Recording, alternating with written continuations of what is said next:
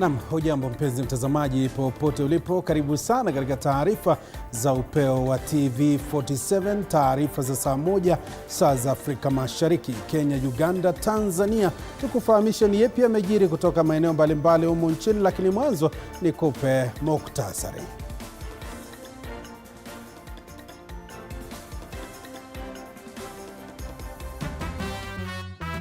Yajayo kwenye upeo wa TV47. Walimu wanaogoma wa mzingira mkuu wa mawaziri Musalia Mudavadi wakiimba nyimbo za kudai haki nje ya afisi ya gavana wa Vihiga. I meant to take this petition at the highest level, which is at cabinet level, so that we can find proper and durable solutions. Wahadhiri wa chuo kikuu cha Moi waanza mgomo wakisema hawajalipwa mshahara wa Julai. We want all pension remittance to be remitted. Majority of our members have retired and they have gone home without pension. Rais Ruto aendelea na ziara yake katika eneo la Nyanza, huku akifafanua kwa nini aliamua kushirikiana na Raila. Tulikubaliana ya kwamba hii Kenya lazima tuweke siasa ya kuunganisha Wakenya. Na katika mahojiano ya jana na kiongozi wa Wiper Kalonzo Musyoka, tunachanganua kauli yake kuwa kiongozi wa ODM Raila Odinga anachezwa.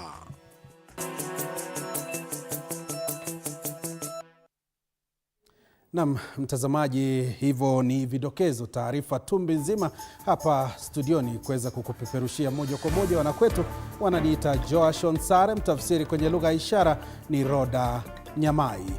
Tukianza na taarifa yetu ya kwanza kabisa ni kwamba Rais William Ruto anatarajiwa kuwa na kikao na wakazi wa kaunti ya Kisumu ili kuweza kuangazia masuala mbalimbali. Kumbukwe kwamba Rais William Ruto yuko katika eneo hilo kwa ziara ya siku 4 ili tuweze kukuweka sawa. Mwandishi wetu habari George Maringa yupo katika kaunti ya Kisumu na anasubiri kuweza kusubiri kikao hicho. George Maringa, iwapo unanipata, tutarajie kipi katika kikao hicho cha rais na wakazi? Maringa? Bila shaka, asante sana Joash Onsare pale studio. Tunakuja moja kwa moja hapa katika runinga ya TV47 kutoka kaunti 42. Kama tulivyosema ama kama kauli mbiu yetu ya runinga ya TV47, tupo katika kaunti zote, na hivi sasa kaunti 42 ndiyo mwenyeji wa rais Jamhuri ya Kenya, rais wa Jamhuri ya Kenya, na vile vile amiri jeshi mkuu wa majeshi ya ulinzi Dr. William Samoei Ruto, ambaye yuko kama ulivyosema ziara eneo la Nyanza. Shajara yake Rais William Ruto ilianza maeneo mbalimbali, hususan huku ikizingatiwa kwamba hivi majuzi aliweza kuteua baadhi ya viongozi kutoka eneo hili la Nyanza kuweza kujiunga na baraza lake la mawaziri.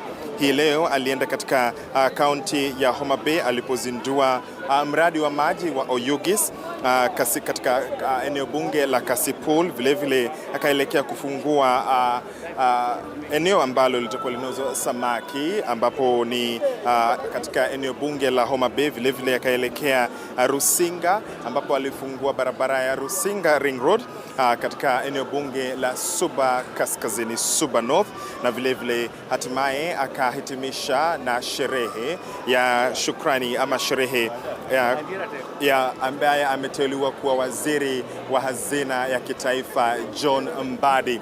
Hivi sasa tupo katika ukumbi wa eneo moja ambalo linafahamika kama Lake Basin Mall, ambapo Rais William Ruto atatarajiwa kuwa na kikao. Ukumbi huu vile vile kama unavyoona picha nyuma yangu, vile vile tukijaribu tu kuwatuliza wakazi hapa, wanazidi kutiririka kuingia. Shughuli za kiusalama ama shughuli za kiusalama zimezingatiwa kuweza tu hakikisha kwamba eneo li shwari, tukizingatia ama tukisubiria kuona Rais William Ruto akiweza kuzungumza na wakazi wa kaunti hii ya Kisumu, kaunti 42. Baadhi ya masala ambayo Rais William Ruto amekuwa akigusia katika ziara yake aliyoanza hapo jana ni kwamba amekuwa akizungumzia masala ya umoja wa taifa.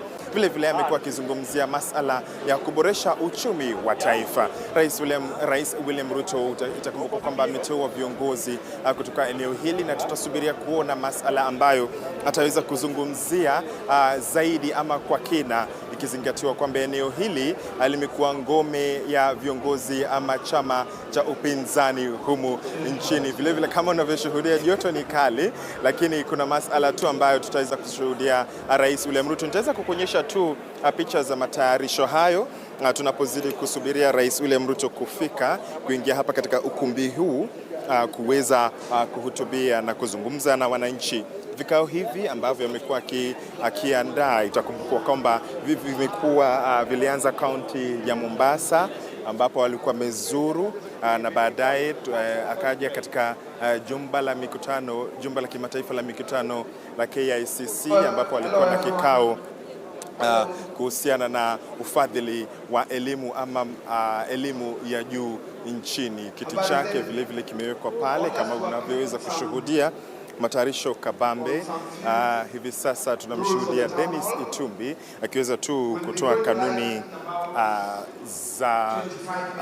za kushughulikia ama kuhakikisha kwamba masala yameenda kama yalivyotarajiwa. Nikiweza tu kumsikiza, amesema tutaanza shughuli hii katika dakika 25, huenda tukachelewa. Kumbuka kwamba rais alikuwa anza kikao hiki saa 1 kamili. Vile vile Wakenya kutoka eneo hili wameweza kualikwa vile vile kuuliza maswali kwa Rais William Ruto. Hivi vikao vikiwa ambavyo Rais William Ruto ananuia kuweza kujumuika ama kuweza kuhusisha wakazi hapa.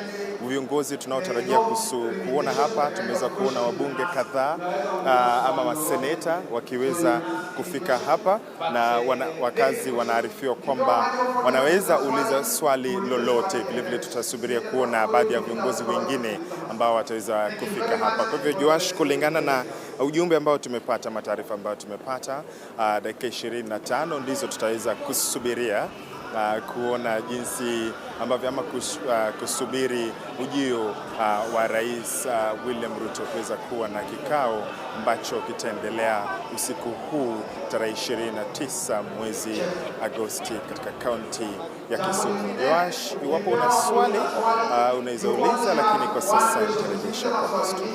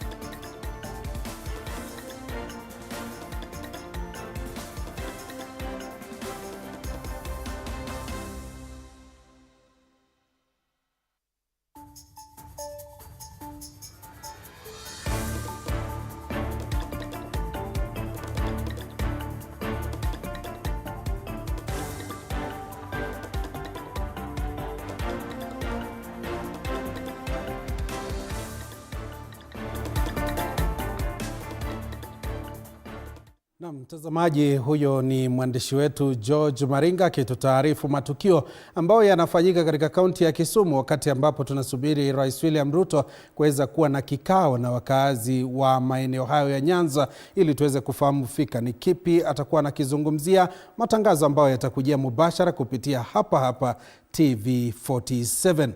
Mtazamaji, kwenye taarifa nyingine hii leo, ikiwa siku ya 4 tangu kuanza kwa mgomo wa waadhiri katika chuo kikuu cha Moi, chama cha waadhiri nchini UASU kimeungana na waadhiri hao katika kushinikiza kushughulikiwa kwa matakwa yao. Quinto Wafula anaripoti kwa kina.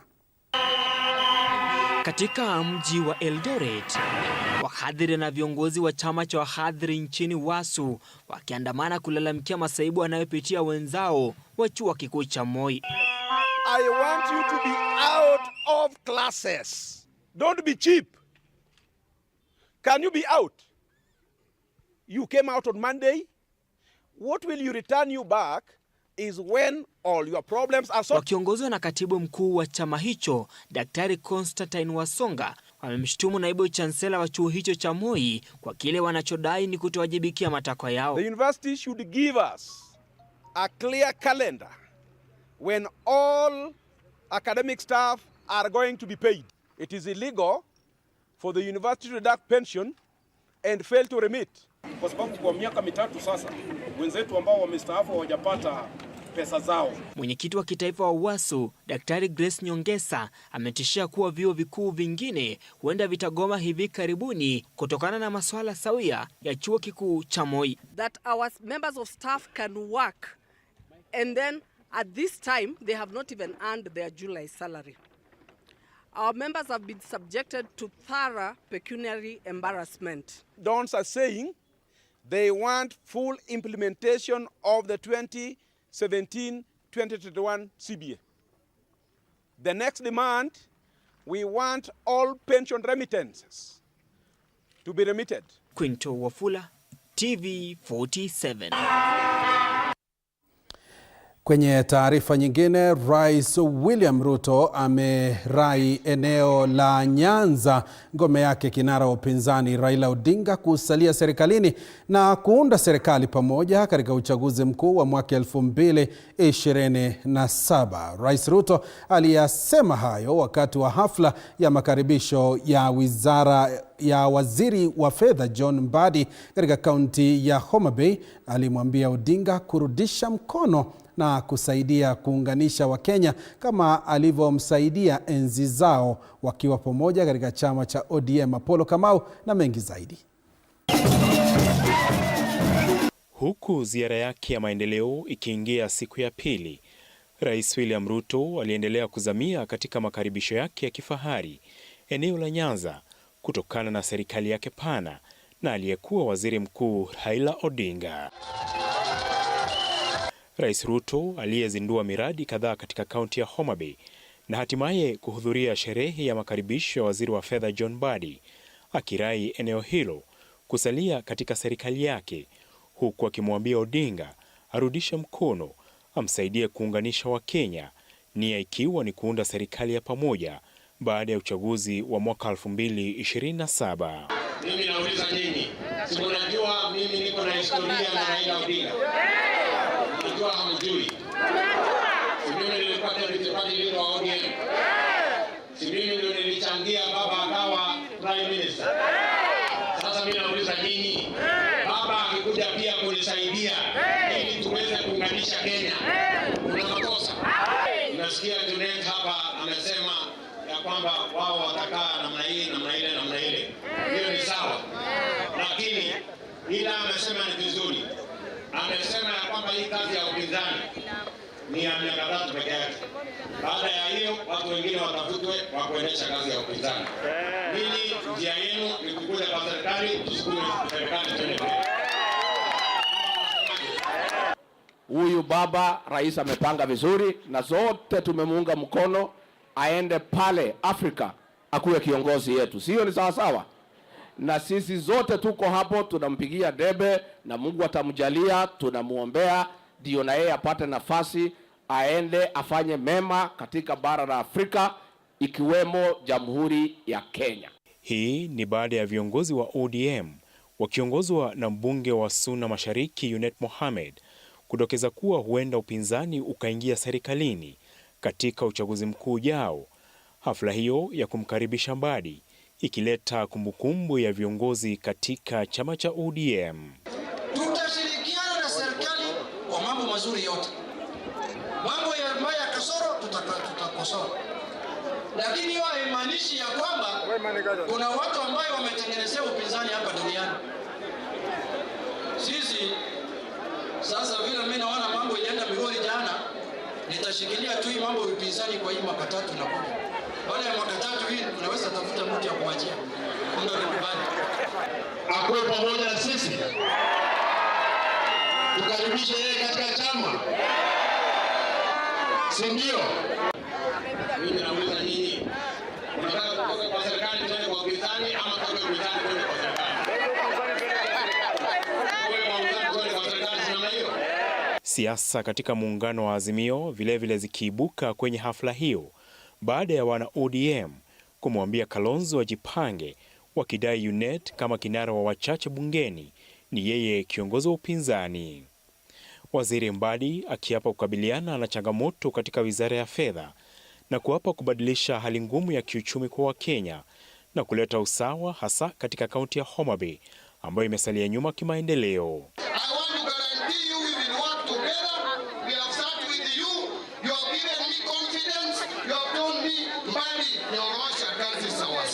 Hapo kesho rais anatarajiwa katika kaunti ya Siaya. Apul Kamau, TV47. Tuangazie taarifa nyingine. Utata umezidi kugubika kaunti ya Meru kutokana na misururu kadhaa ya maandamano kushinikiza gavana Mwangaza kuondoka afisini. John Java Kiania anatuarifu kuhusu hali ilivyo Meru, ambapo seneta wa Meru amelaumiwa pakubwa na washirika wa karibu wa gavana Kawira Mwangaza. Joto la kisiasa limezidi kutanda katika kaunti ya Meru baada ya kurejea afisini kwa gavana wa kaunti hiyo Kawira Mwangaza. Kurejea kwake kukisababisha maandamano ya vijana wanaomshtumu gavana huyo kurejea afisini ili hali bado amebanduliwa. Washirika wa karibu wa gavana huyo wakimsuta seneta wa Meru ambaye pia ni naibu spika wa bunge la Seneti Kadhuri Murungi kwa kuhujumu maendeleo ya kaunti hiyo. Seneti walipeana uamuzi wao, wakaimpeach mama. Mama alirudi kwa ofisi kwa sababu sheria ndio imesema mama akae kwa ofisi. Senator wetu kama deputy speaker wa Senate hajasoma, haelewi. Hata mimi chairman wa military naelewa koti ikizasema mtu arudi kwa ofisi, gavana arudi kwa ofisi, amerudi kisheria. Anaandikia control on budget, Meru County isipewe pesa. Kadhuri kile kitu kenye kimoja ningesema akae chini mwanzo akumbuke tukimchagua kama seneta wa Meru akae kijua kukua na watu tuliona wa kuchagua, ndio maana tulimpea hiyo kiti. Tuliangalia tukakosa mtu wa kuchagua tukampea hiyo kiti. Akae akijua 2027 tumezaa watoto na watatokea kwa ground. Hapo awali seneta Kadhuri Murungi alimwandikia mdhibiti wa bajeti Margaret Nyakango akimtaka kutokubalia gavana Mwangaza kutumia pesa za mgao wa kaunti, akisema yeye si gavana halisi wa Meru. Ameshimba barabara, ameshimba maji, afanya kazi nyingi sana, na hata kuhurumia watoto wa yatima na hata kusaidia maskini. Na sisi tumemsema sisi kwa mama, gavana ni nani? Mama. Sasa ile kitu sisi tunataka ni kutafsiriwa vizuri, kuambiwa kama Kenya gazeti niyo iko mbaya ama ni hao manjaji tena wamekuja kusimamiza hii maneno ya Meru County. Vilevile wamemwomba waziri wa masuala ya ndani Kithure Kindiki kumwekea ulinzi wa kutosha gavana huyo kutokana na hali tete iliyo katika kaunti hiyo. Kitu namuomba CS wetu wa interior, CS Kindiki, huyu mama mipango mimi najua. Ongezea mama security, ni gavana wa Meru na security ya mama si tafadhali. Mimi najua Kindiki wewe ni mtoto wa hapa Meru. Na kila mtu anakupenda hapa Meru kama hujajua. Tunakuita king, wewe king wa Meru na Tharaka Nithi na Embu. Ongezea mama sister yako security bila unaongezea Kapendo. Wakazi wa Meru wanatarajiwa kuandaa maandamano hapo kesho kupinga kuwepo ofisini kwa gavana Kawira Mwangaza. John Java Kiania, TV47, kaunti ya Meru. Kwingineko, aliyekuwa waziri wa afya Susan Nakhumicha hii leo amekabidhi hatamu za wizara ya afya kwa Daktari Deborah Barasa.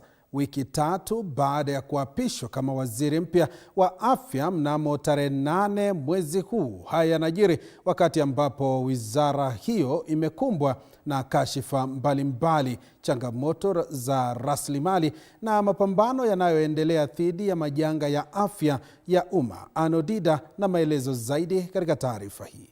Susan Nakumicha anapoondokea wizara ya afya anaacha hisia mseto akichukua afisi wakati wa msukosuko uliogubikwa na kashfa ya KEMSA. Nakumicha alitwikwa jukumu la kurejesha uaminifu katika wizara. Hii leo aliangazia juhudi zake za kubadilisha KEMSA, kuboresha utengenezaji wa bidhaa za ndani na kufanya kazi katika taasisi ya Kenya Biovax kama baadhi ya mafanikio yake ya kujivunia. We came in, there was a lot of dark cloud hanging around KEMSA. But I live when we have managed to do quite some work. We put in place a new board and the governance structure worked very well. Hata hivyo, mgomo wa madaktari wakati wa uongozi wake ulikuwa wakati wa majuto kwa aliyekuwa waziri, ukumbusho wa changamoto ambazo zimekabili sekta ya afya nchini. Having to see that there are patients who need to be served and the doctors are not there to serve them. I must say that is one of the things that really was a low moment for me as I worked here. Waziri anayechukua afisi Daktari Deborah Barasa ameweka agenda kabambe inayolenga kutanguliza huduma za afya katika maeneo yenye makazi duni. For me, I believe that ensuring that this is implemented to the last step is really critical and is actually aligned to the sustainable development goals. Daktari Barasa anarithi wizara ambayo bado inakabiliana na kashfa nyingi na changamoto inayoendelea ya ugawaji wa rasilimali. Anapoingia katika jukumu lake jipya, ameahidi kuendelea na utekelezaji wa huduma ya afya kwa wote na kusimamia mabadiliko muhimu kutoka bima ya afya NHIF hadi bima ya afya jamii SHIF inayotarajiwa kuanza tarehe 1 Oktoba mwaka huu. I am keen to strengthen this program as well and the establishment of primary healthcare networks and other initiatives. Na wakati Kenya inaposhuhudia awamu ya kwanza ya mlipuko wa Mpox, Daktari Patrick Amoth, katibu mkuu wa afya, alidokeza kuwa udhibiti wa maambukizi kwa sasa ndio kipaumbele cha nchi na mipango ya chanjo itaangaziwa baadaye. For now, vaccine will not be a top priority.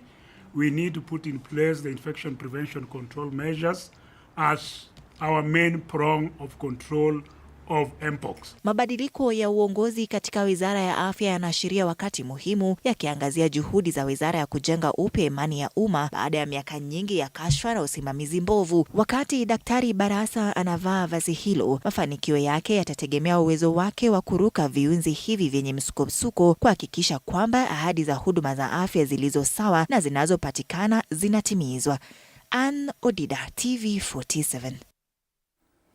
Kinara wa Wiper na kiongozi wa Azimio Kalonzo Musyoka anasema kuwa ni wazi kuwa kinara mwenza wa Azimio na ODM alichezwa na Rais Ruto kuwakubalia viongozi wakuu wa ODM kujiunga na serikali kupitia nafasi za mawaziri. Katika mahojiano na runinga hii, Kalonzo anasema kuwa alimwonya Raila Odinga kuhusiana na pendekezo lake Ruto, huku akiweka bayana kuwa ataongoza upinzani kwa njia ya kipekee na pia akikanusha madai ya kushirikishwa na serikali ya Ruto kwa vyovyote vile katika kujiunga na serikali ya Rais William Ruto ambayo anasema hawezi kuiunga mkono.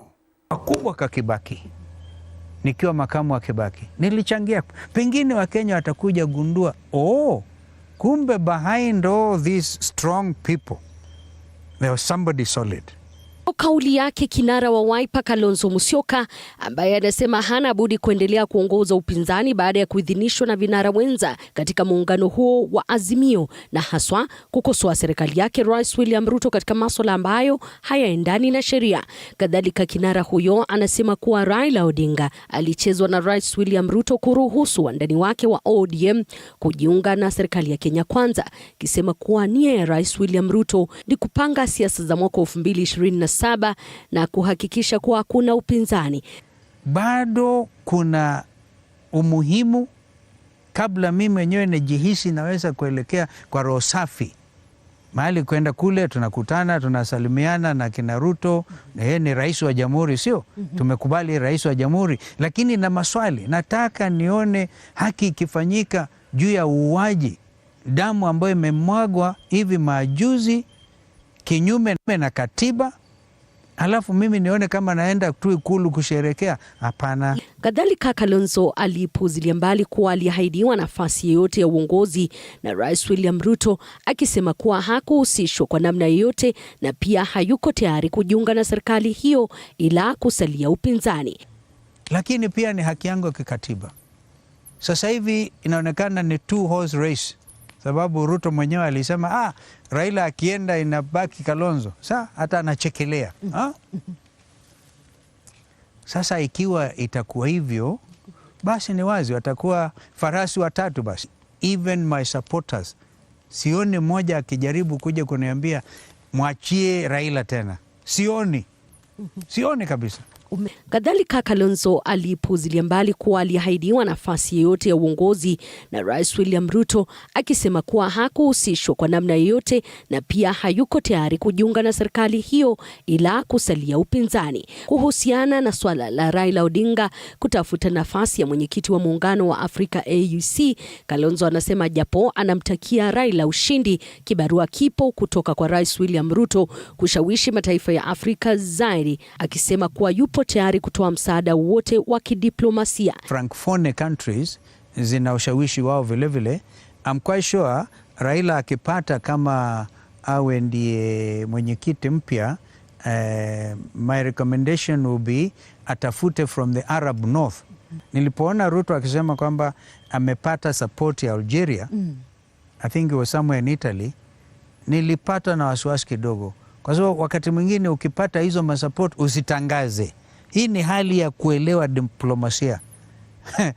Hapo alikosea, kwa sababu ukitangaza Algeria is supporting Raila, you are basically saying Morocco itampinga. Tusubiriwa ni kuona iwapo Kalonzo Musyoka atatimiza ahadi ya kutoa uongozi katika upinzani. Elizabeth Mutiko, TV47, Nairobi. Tuangazie taarifa nyingine. Hofu imetanda eneo la Ndanu Falls, mji wa Yala, kaunti ya Siaya, baada ya mwili wa mwanaume kuopolewa kutoka mto Yala. Wakazi sasa wakiibua hofu huenda matukio ya mwaka wa 2021 yakarejea. Mwaka 2021 miili 21 iliopolewa kutoka maeneo tofauti tofauti ya mto Yala. Mwige William na uketo wa taarifa hii. Mnamo Jumanne, mwili wa mwanaume mmoja uliopolewa kutoka mto Yala na kuhifadhiwa katika makafani ya hospitali ya rufaa ya Siaya. Jumatano, familia moja ikitambua mwili huo kuwa jamaa wao. Na wamekuja waka-identify wakasema kwamba hakika ni mtu wao, na huyo mtu wanasema kwamba ni mwalimu ambao alipotea siku karibu 1 week ago, ambao hawako wanaweza kumpata. Kulingana na ripoti kutoka kwa eneo la Ndanu Falls, ni wakati ambapo baadhi ya wakazi waliokuwa wakifanya shughuli za usafi walipogundua mwili ukielea kwenye maji ya mto Yala. Lakini kuna mwili ambao bado ilibaki pale, ambayo haijatolewa, ambayo inafaa kutolewa bado, na tunaamini kwamba hata huenda kuna mwili zaidi. So changamoto ambayo tunauliza kama sisi kama shirika la haki kwetu ni vipi hizi mwili zinatupwa Yala, na ni vipi zinakuja Yala peke yake, sehemu zingine hazipatikani zaidi kama Siaya na kama Yala. Si mara ya kwanza miili kupatikana katika mto huu. Mwaka 2021 miili zaidi ya 15 ikiopolewa. Wakazi wa eneo hili sasa wakiibua hofu kuwa huenda visa vilivyoshuhudiwa hapo awali vikatukia tena. Sehemu mingi tena utapata kwamba mwili inatupwa mara moja na watu wanashangaa, lakini hii ya Yala imekuwa kama tendency ya kwamba kila wakati mwili zinapatikana. Kwa hivyo tunasema kuna shida katika idara ya security. Maswali sasa yakiibuka ni vipi miili huu tupwa katika mto huu, haswa eneo la Ndanu Falls mjini Yala, bila mtu yeyote kushuhudia lolote. Mwige William, TV47.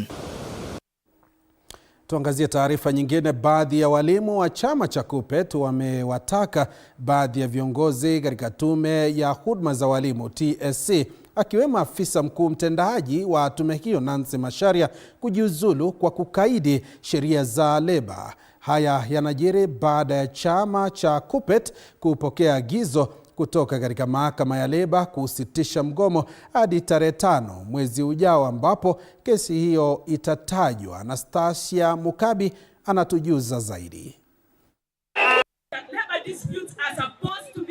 negotiated. You don't throw us court orders. Yes. We are saying Nancy Masharian should go. I must make a statement that I can push ahead and it stands with time. If I come here and I say I will pay the salaries today, I'll be lying to you. The important thing is for me to listen and then to take this petition at the highest level, which is at cabinet level.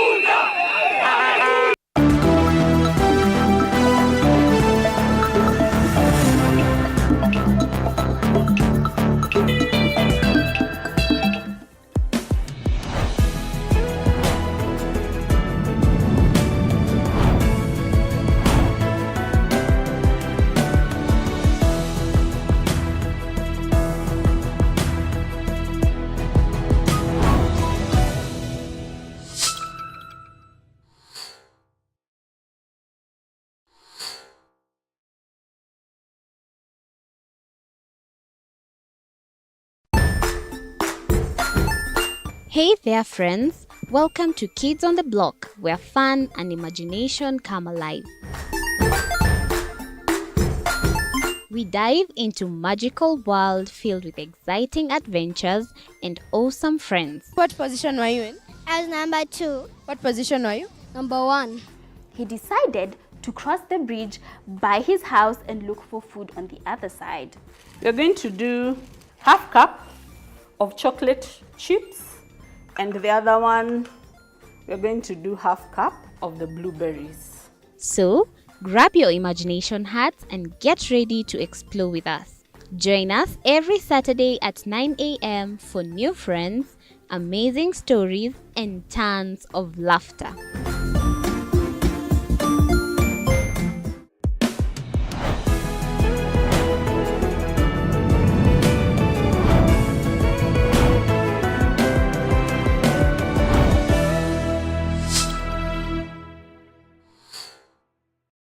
Join us as we explore the journeys of those who defy the odds and break barriers. We dive deep into the stories of triumph. Sometimes when parenting a child with a special need or whatever disability, family life becomes a bit complicated and you may end up raising the child on your own. Here, we inspire. I have a farm which one we showcase with other dyslexic youths and autism, how to farm. Motivate. It's never easy, but what we do, the best thing is to work with another parent who has an elder child than yours. And break through the barriers one story at a time. Push your boundaries beyond the limit. Saturdays at 8 p.m.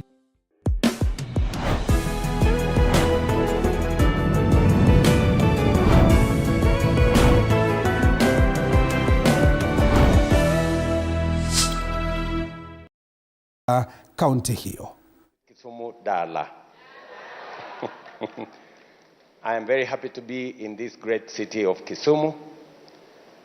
I will be here for the next 2 days because I chose to come and engage on matters development of the counties in this region, focusing on the issues that are important to us as a nation, issues of food security, issues of infrastructure, issues that touch on matters of developing our human resource capital around Kenya. And I'm very happy that we've had an engagement with the leaders, with the people of this region. I know in the context of where we are today, many people have come to appreciate that we are now in a dispensation called broad-based government. And many people are wondering where this broad-based and what it means, where it came from and what it means. Let me take this opportunity, because it's the first time we are engaging in this manner, to say one or two things. I am a great believer of the unity of Kenya. In my political journey, I have endeavored to work with all regions, all communities in Kenya. And 2022 was an election at a different level. Many people engaged in 2022, and we had two political formations that had an array of people from across Kenya in both political formations. It was a good election because for the first time that election was about issues. We were prosecuting issues. And in that election, I was elected by the grace of God in a way that many people did not believe, because communities that had been accused for a very long time of not being able to vote for other communities changed in 2022. And we got a new dispensation. In fact, the message that came out of 2022 is that the curtains on the politics of ethnicity had come down, and that henceforth we are going to move as a country, as a united country, democratic, and us understanding where we all want to go. When the opportunity arose for me to consider broadening the administration that I run, I could not miss that opportunity, because I know the value of making every Kenyan feel that they belong. And it is the reason why I took the opportunity to create a broad-based government, because it has always been in my scheme of things how to bring Kenyans together.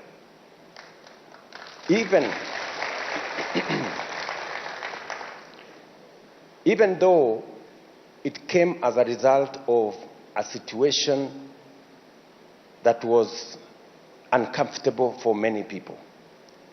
But they say in every cloud there's a silver lining.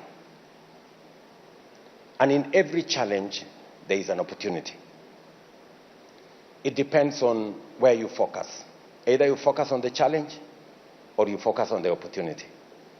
The opportunity we have today is the opportunity to unite the people of Kenya. And I must say that I am very proud of this moment, that we as the people of Kenya, from all communities, all regions, including political formations, without compromising our democracy, we can have a sense of feeling that we all belong to an administration, and we can all focus on that which unites us and gives us an opportunity to make progress than the things which divide us.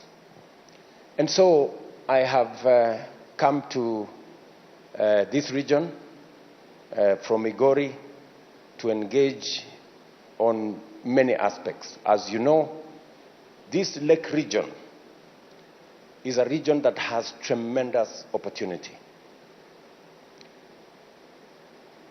In my plan, the blue economy, which contributes about 20 billion shillings every year, it is my intention to raise the contribution of our blue economy from 20 billion to 100 billion.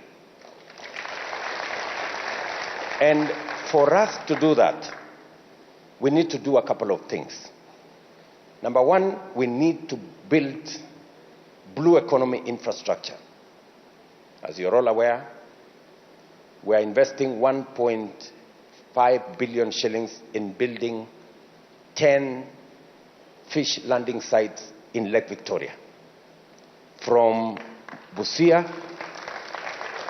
through Siaya, here in Kisumu, in Homa Bay, all the way to Migori. In fact, yesterday, when I met the leadership of Migori, they were asking me when the Muhuru fish landing site is going to begin, the construction is going to begin, and the Got Achola is going to begin, both of them in Migori. And I remember telling the leaders there when we met last evening that the ministry responsible is undertaking public participation, and in the next 2 months or so, and I think the PS for Blue Economy is here, she can confirm, in the next 2 months or so, the construction of those facilities will join the others that we have already constructed. I know the one for Sori has already been completed. I know some of the ones in Kisumu have been completed because we want to build infrastructure. That's number one. Number two, we need to deal with the challenge of fingerlings and the fish stock in our waters. And we need to replenish, because the more we fish, the fewer the stocks are. It is the reason why I came to Kabonyo here. And we have a project of 1 billion shillings to have a major fish program here that will help us develop at least 7 million fingerlings, PS, 7 million fingerlings per quarter. High quality fingerlings, both for our farmers and also for us to restock Lake Victoria. The other item is fish feed. I think there is also a challenge there where we are looking at the cost, and many of the people involved in that space have been telling us the fish feed is a bit expensive. So we are working with companies to see how we can reduce the cost of fish feed so that we can encourage more farmers to do fish farming. Number three is to discourage exports. When I came here, the last time I was here, many people in Kisumu were selling fish from China and other places. And I said then that we cannot continue in that trajectory. It's the reason why last year we banned the imports of fish from other countries and instead encourage our own local production and fishing of fish in Kenya. A few people made noise at me that why was I banning fish from other countries. It is the right thing to do, because we can develop our own food in Kenya. The fourth issue we are doing in that space is also to develop the human capital that will help us grow our capacity, both for fishing, fish farming, and everything else, the ecosystem around fishing. I'm very happy that tomorrow I will be opening the Kenya Marine School here in Kisumu. That is going to help us train more people in the fishing ecosystem, coxswains, and everything around fishing, how we are going to go ahead with our business in fishing. And the fifth thing that I think is important for us to unlock the potential of our blue economy. How do we move our blue economy from its contribution of 20 billion to 100 billion? The fifth issue is to make sure that we reduce on the people we lose in the lake. As you are aware, we lose close to 5,000 people in Lake Victoria every year because of the kind of kiosks they are using, the boats they are using, the capsizing that takes place. Again, tomorrow, as a region, as an East African region, we are going to be launching tomorrow a rescue center that will have all the necessary facilities, including, further down the road, a chopper that can be used to rescue people who have accidents, who have accidents in Lake Victoria. If we make fishing safe, we can encourage more people to do fishing. And there are other interventions that we are working on as a government to make sure that as we focus on how to unlock the potential in fishing, we are building the necessary infrastructure, human capital support for us to drive that, because it is important, not just for our economy, it is also important for our food security. As you know, we're importing many things, and things we can be growing in Kenya, among them fish. Let me say two more things so that I don't monopolize this town hall. The other thing that I am focused on, and it's part of why I came here, is the irrigation potential in this region and the opportunity that we have for rice production, sugarcane production, palm oil production, and many of the other oil crops production in this region. Yesterday, I was in Kuja. You know that project has stalled for the last 7 years, and it was over a small thing. We've managed to sort it out, and yesterday we started phase 2 of Kuja. Kuja phase 1 had close to 7,000 acres. We are now moving phase 2, which is going to give us 12,000 acres of irrigable land, and farmers are going to produce more rice, more sugarcane, and more oil crops. Again, that program needs to be expanded in Homa Bay. We need to look at the opportunities we have here in Kisumu. We need to look at the opportunities we have in Siaya. I had an engagement last evening with the leadership from Siaya, and we have agreed on a program on how we are going to do this. I will also, yesterday, be commissioning a rice mill here in Kibos that was built by Lake Basin as part of building the infrastructure to support our rice farming. Because as you know, we spend 500 billion shillings every year to import food into Kenya.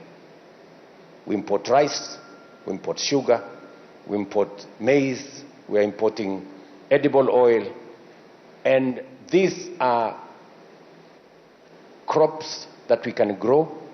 These are produce that we can grow here in Kenya, and we need necessary support for us to get our farmers producing. I know sometimes people think it is easier to subsidize consumption. It is my belief, firm belief, that the way to food security in Kenya is supporting production. And that is what I will do. It is the reason why we must also sort out the issues of sugar in this region. And as I gave you my commitment, it is only that there are mischievous people who have taken us to court. Otherwise, we would have sorted out the issues in Chemelil, in Mohoroni, because we must get a new model to unlock the potential of all our sugar mills, all the way from Sony Sugar, Mohoroni, Chemelil, all the way to Nzoia in Bungoma. But I want to give you my commitment that we have now the template on how to do it. Hopefully we manage to get the matters out of court in the next 1 or 2 months, and then we will be on the way to sorting out those issues. You're also aware that we have had, I think, a 20-year tussle over Miwani.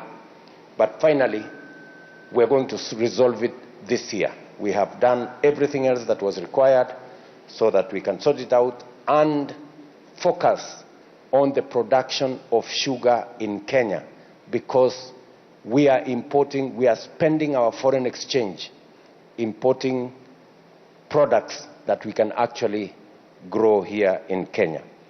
So, ladies and gentlemen, I'm happy to engage with you this evening. I do not want to say more than that. Let me stop there. I know it was the wish of the people of Kisumu to engage with me so that I can take questions directly from you and you can get answers directly from me. Okay. I will take the first question. Maybe I start here. Nani yako na maswali? Kama hauna maswali ni sawa. Yes, somebody here has if you can favor me with your name. Your Excellency, my name is Evans Ongati. I have two questions. One, as we all know that in your better agenda, housing is one of your key priorities. And as it stands now, you are at 2 million units that you want to achieve. And at the moment, your government promised that you'll be doing around 200,000 units per annum. I would wish to know that so far, we are in the third year. How far are we in that regard? That is number one. Number two, my concern is on what we call manufacturing sector. We know that manufacturing sector contributes around 8.4% of the national GDP. And here in Kisumu or Nyanza region, we had a manufacturing farm at Kikomi that has since collapsed for a long time.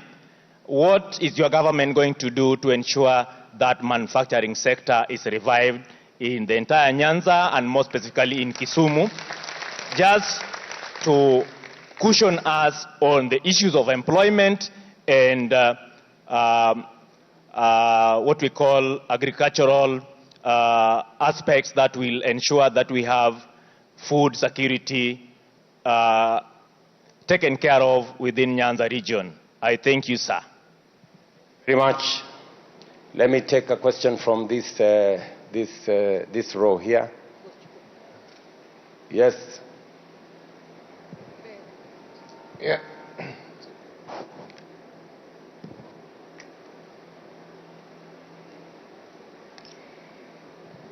Yeah, thank you so much, His Excellency. Karibu sana Kisumu. Yeah, my name is Dr. Ojijo from Maseno. How does your government plan to address the current challenges that the current new university funding models possess for both lecturers and students, particularly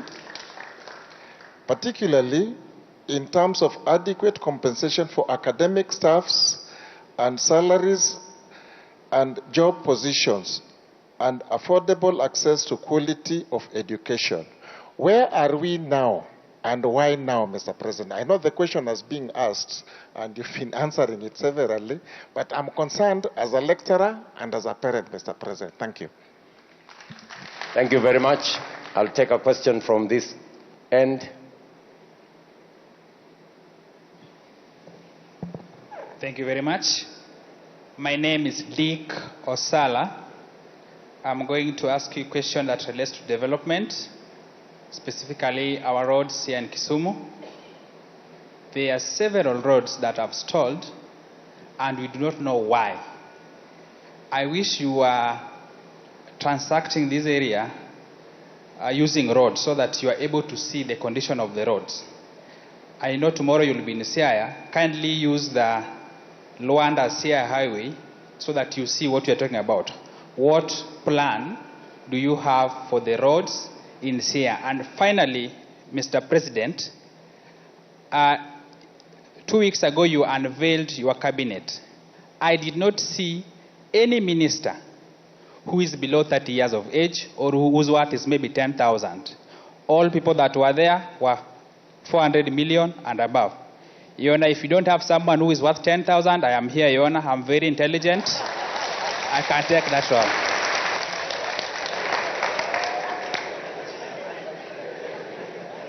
Thank you very much, Dick. Yes.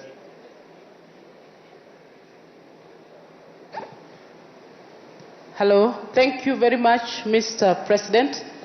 My name is Catherine Achieng Ouma. I am a trader at the CBD and at the same time a politician. I want to ask you a political question. Today we are here as different parties and we have welcomed you very well and you've seen it in most areas of this region.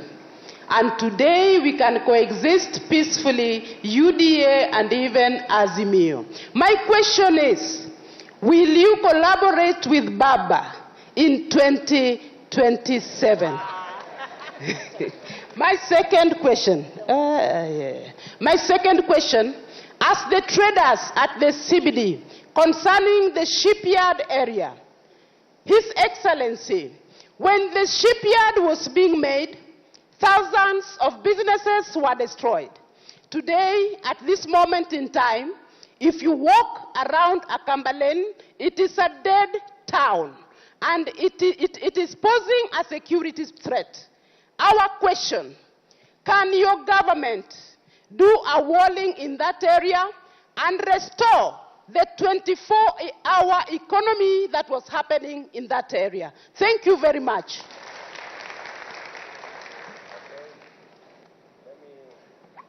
Take a question from here. Thank you very much, Mr. President. My name is Sospita Ubungowich. I'm the famous president of the Sufuria Revolution movement. You remember during the anti-government demonstrations about the Finance Bill 2023-2024, it is me who was putting the Sufuria on my head, who you are complaining about. Today, I'm very glad, Mr. President, that we are welcoming you here in Kisumu and feel most welcome. We love you. You are our brother, and we will always support you. Iler Kaka Pamba. Mr. President, my question is political. We suffered the last 2 years because your deputy was telling us the government was for shareholders. With broad-based government, do you still appease the shareholders?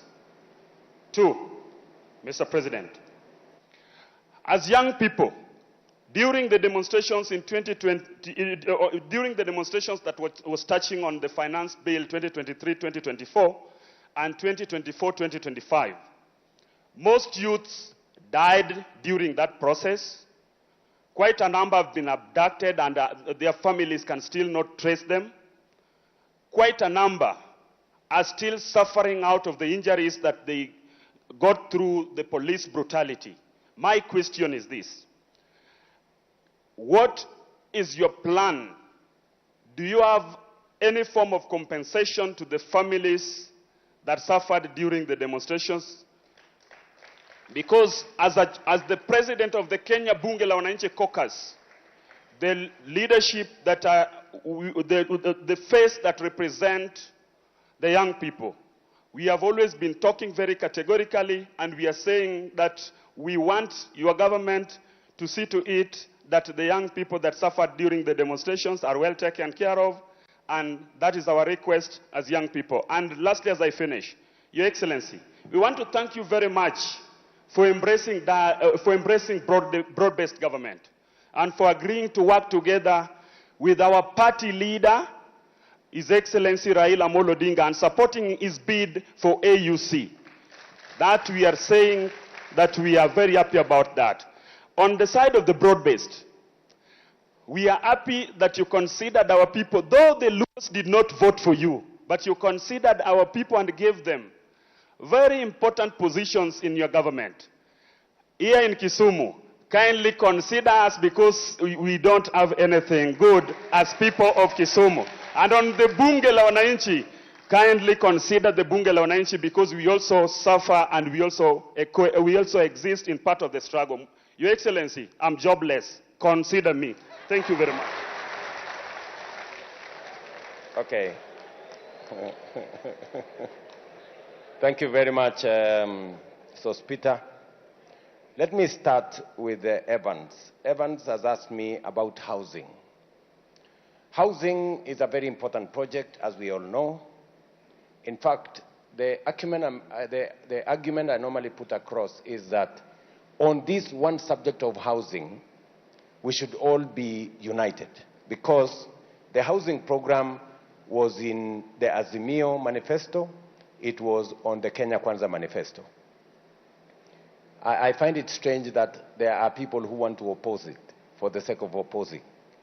But I am happy that this program is now underway in many parts of the Republic of Kenya. In fact, among the things that I will be doing here in Kisumu on Saturday is to launch the 2,000 houses that we are building in, what's the name of that place? Lumumba, in Lumumba Estate here.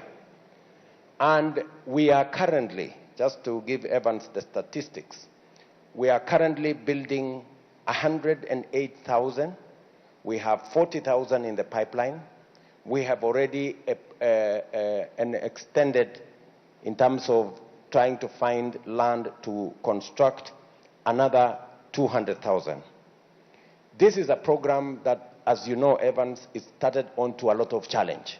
We've been taken to court so many times. It has been stopped here, stopped there, because there are people who cannot see the value of housing. Housing does 4 things for us.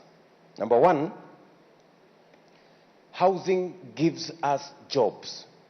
As I talk to you now, right from Lumumba here and across Kenya, we have 160,000 Kenyans working in the housing plan. Kenyans who were not working before we started this housing program.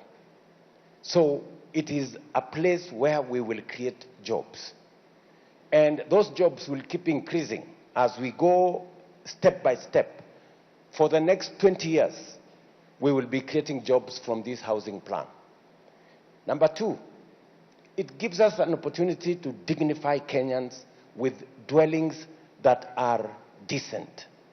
Today, we have 7 million Kenyans who live in slums in our towns, in very undignified, with no toilets, no running water, no electricity, no roads, people living in squalor. And let me tell you, and as I tell the rest of Kenya, the National Housing Corporation, the housing law in Kenya was passed the same time it was passed in Singapore. Today, in Singapore, 95% of Singaporeans own a home. The opposite is that in Kenya, we have 7 million people living in slums because we didn't want to do the right thing about it. We are now starting to do the right thing. And you know, this is what Singapore did for them to change the fortunes of their country. Number three, it helps us to reduce land fragmentation. I overflew yesterday. I was with the governor of Migori yesterday.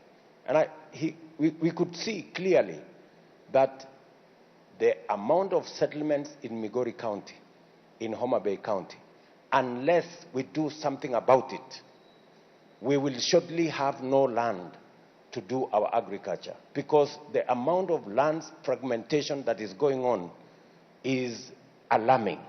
And therefore, this program is going to slow and possibly reverse the whole subject of land fragmentation in Kenya. So, and of course, it will stimulate our economy. We will not only create jobs, We will expand our manufacturing, those manufacturing doors, those manufacturing windows, those manufacturing hinges, the manufacturing around steel, the manufacturing around timber, and the whole space of cement, traders, transporters. Many people will be in that ecosystem. So that is what we are doing in housing, Evans. Number two, you have asked me about another very important subject, manufacturing. It is the reason why in the last finance bill, we had actually said anything that we can manufacture in Kenya, let us not import. You know, we're just destroying our own country.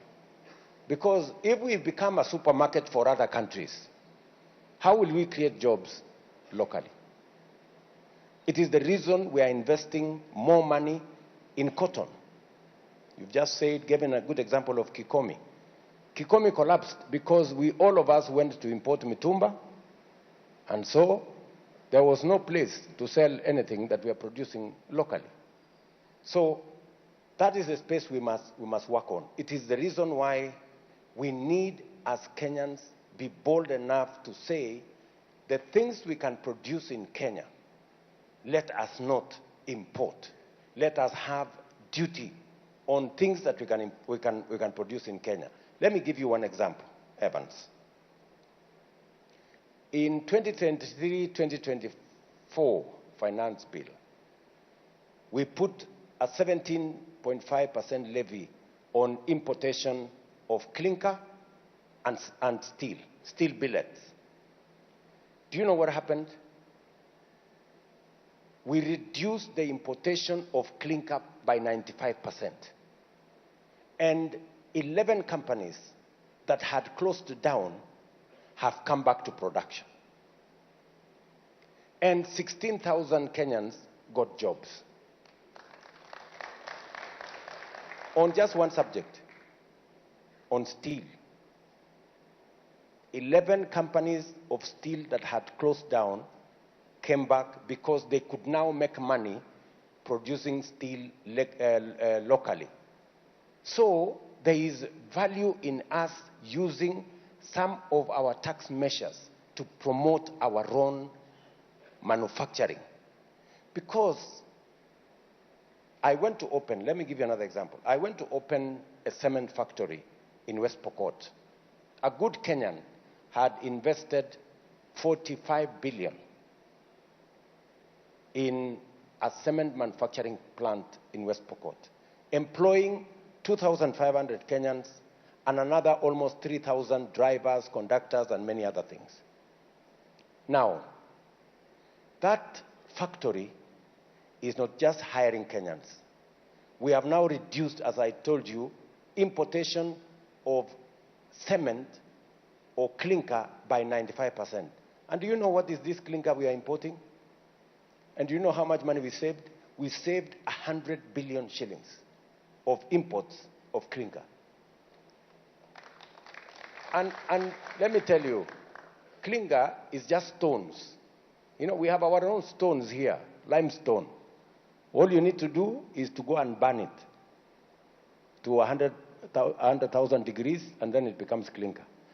Explain to me, the great people of the great city of Kisumu, why should we go and import stones from other countries and pay 100 billion when we can choma our own stones here and create the clinker that we are looking for? Does it make sense? Sini ujinga? Ama mnaonaje? So really, and you know, these are the kind of decisions we have to make. And you know the good news, I'm very happy. The good news is that the companies who are complaining to us about the duty we had put for importation, in 1 year, they came back and said, you guys, you did the right thing, don't remove that duty. Because they were now investing in manufacturing. So I want to promise you, Evans, as I do, Kenyans, we will continue to make the decisions that will encourage our own local manufacturing, as opposed to us being a supermarket for importation of products from other countries. We export our jobs, we export our foreign exchange, and we export our opportunities, even to create wealth. It is better when We are having companies in Kenya that are creating wealth because that is Kenyan wealth. Ojijo, my good friend from the university, is asking me about the university funding model. Let me tell you that the university funding model is something that I am very clear about. It is time. You remember, in fact, I was with your Vice Chancellor. Your Vice Chancellor, by the way, supports the new funding model because he runs the university and he knows the challenges of running university without money. You know? And it is because the old model bankrupted our universities. When I came into office, the first thing that came on my table is that 23 universities out of 40 public universities, 23 of them were bankrupt, technically insolvent, because they had debts from here, I don't know to where. And not small debts. We owed 51 billion shillings to private universities and 137 billion shillings to public universities. Because we didn't make the right decisions. Now we decided that we are going to have a model that is student-centered. We know this student is going to do medicine. We know how much medicine costs. We must then fund that student to do medicine to the full. We know this student is doing education. We must fund that student for that course to be achieved. But if you have a student doing medicine, it requires 600,000, and you give him 200,000, you will end up with a half-baked student. And by the way, Bwana Ochijo, do you know that we are in the second year of implementation of this? And the first year was phenomenal. If you ask any vice chancellor, anybody who is running an university, they are telling you this model is way superior. And in fact, in 4 years, it is my plan that every university will be able to run its affairs without the challenges they have today. And they can pay lecturers, they can pay their suppliers, because today, when last year, many universities, in fact, they said in the meeting we had in Nairobi, many universities have never paid full salary because we weren't giving them enough money. It is the reason why I have put more money in university education. In fact, I have put 127 billion shillings more to education because I believe we must get education right. If we don't get education right, we will get nothing right in Kenya. We must make sure that we get it right. It is also the reason why I have hired 56,000 teachers in the last 1 year. Last year, we hired 56,000 teachers. It is because education is important. It is also the reason why, end of this year, we will hire another 20,000 teachers. Because education is what makes us equal. And if we don't get education right, we will get very few things right. It is very important that I can explain to you in greater detail the university funding model, but I think to a great extent there is a consensus that we have a funding model now, student-centered, that will help us transition from the difficulties our education system, especially at the university, have had into the future. And I am very confident that we will get the relevant understanding between parents and students and lecturers and university management for us to move into the future. I am happy, Bwana Ojijo, I am happy if you have some suggestions to improve on that model. We are open because we want a good idea that we have to give way to a better idea if you have. So we are ready to engage. Bwana Dick pale ameniuliza mambo ya barabara. It's a very important subject, Bwana Dick. And I agree with you, we have many stalled roads. I want to tell you that we weren't very measured in the way we gave out contracts, because we now have roads that are in the region of 900 billion that we have issued. We have 150 billion shillings that are already outstanding, work done and not paid. So that is something that is eating my head. And I have tried to work out a mechanism. We have in the budget 56 billion shillings this year. I managed to get about 40 billion shillings from China. I am working with other development partners on how we are going to turn around this road thing. I was, yesterday and today, I was in this region to unlock some of the roads that were stalled. And I want to give you my commitment that all those roads that were stalled, we are not going to start any new roads until we complete the ones that we have already, that are already stalled.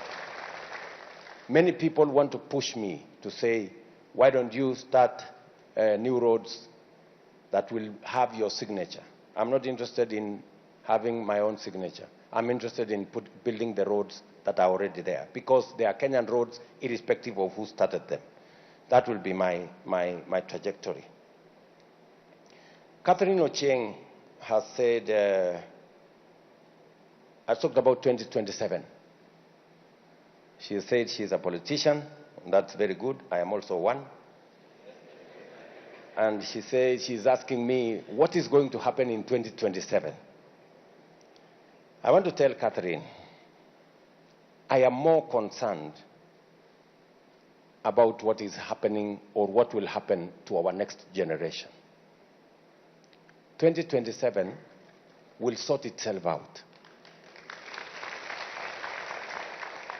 I want to tell you that the mistake sometimes we make as politicians is always to focus at the next general election. Of course, the next general election is important. But I want to tell you that if we are consumed merely focusing about the next general election, we will never make the right decisions. We must be bold enough to make the right decisions, because sometimes the right decisions are not very popular. And you know, when the right decisions are not popular, you are forced to make the wrong decisions merely because you are concerned about the next election. And that is how we have never made the decisions to change our country. By the way, I intend to make the difficult decision to change Kenya. That is my focus. Even the forming of the broad-based government, many people did not expect me to do that. But I did it because I know for us to be able to implement the most critical decisions that will change Kenya, we need a broader political formation. It is important that we sacrifice some space for us to have a broader foundation, for us to be able to do the heavy lifting that will make Kenya progress. I am very clear that 2027 is going to sort itself out. Just watch this space. On the shipyard, I don't have a direct answer on what to do with the shipyard. I have taken the information you have told me. I will have a conversation with the county government so that we know exactly what to do around the shipyard. I do not have the real information now as to what actually became of the 24-hour economy around the shipyard. I know for a fact that the shipyard is an important component of the development of Kisumu as a town, but that should not compromise on the incomes of Kenyans who are benefiting from the space around there. So that is homework for me, Catherine. I hope you don't mind. I can go and do some homework. Yeah? Sawa sawa. And then Sospita. Are you a shareholder?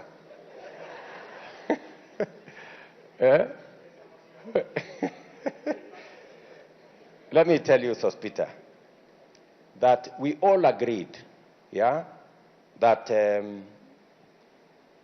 we are all shareholders of this country, each and every one of us.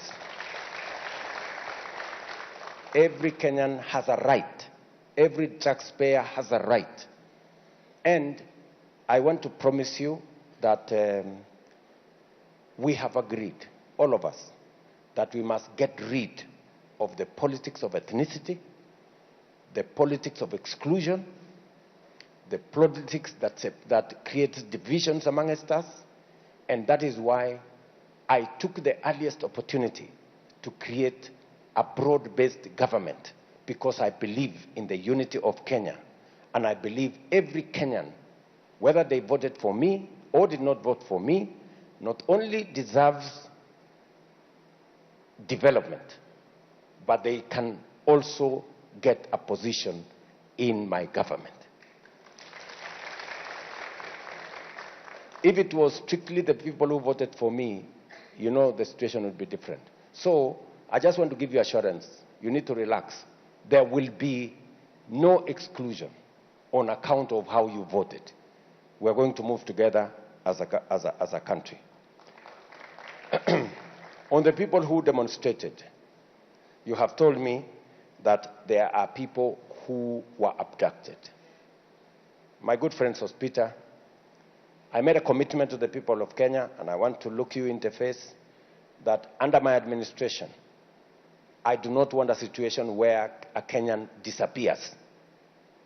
There were days when people were found 20, 30 in Rivayala here, executed.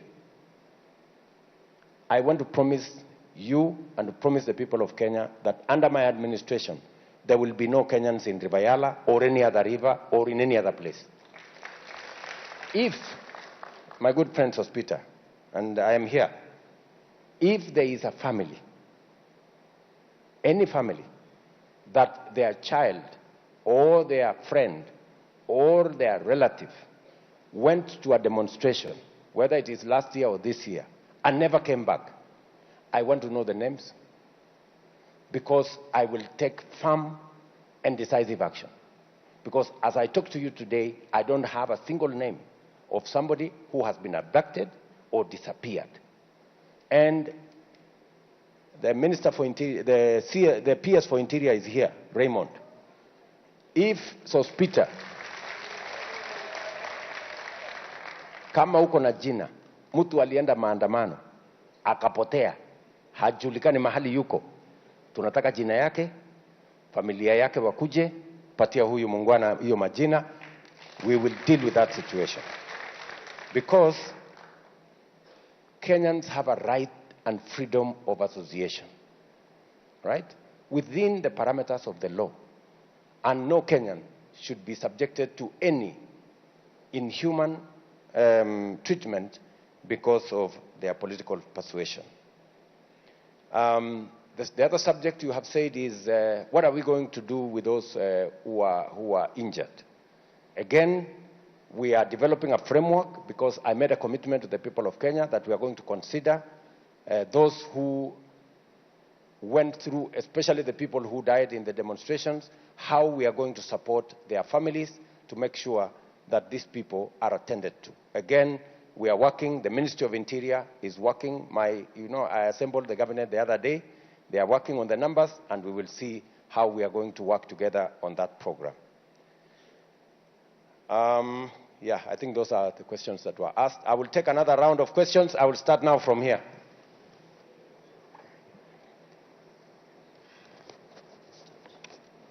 Yes, there is a lady there. Thank you, Mr. President. My name is Beatrice Amondi, founder of Jomanadada Foundation, and also the current vice chairperson of the ruling party for this great county. First, I'd like to commend you for listening to the plight of Kenyans that led to the withdrawal of the finance bill. Secondly, on Tuesday, the ambassador of the United States to Kenya, White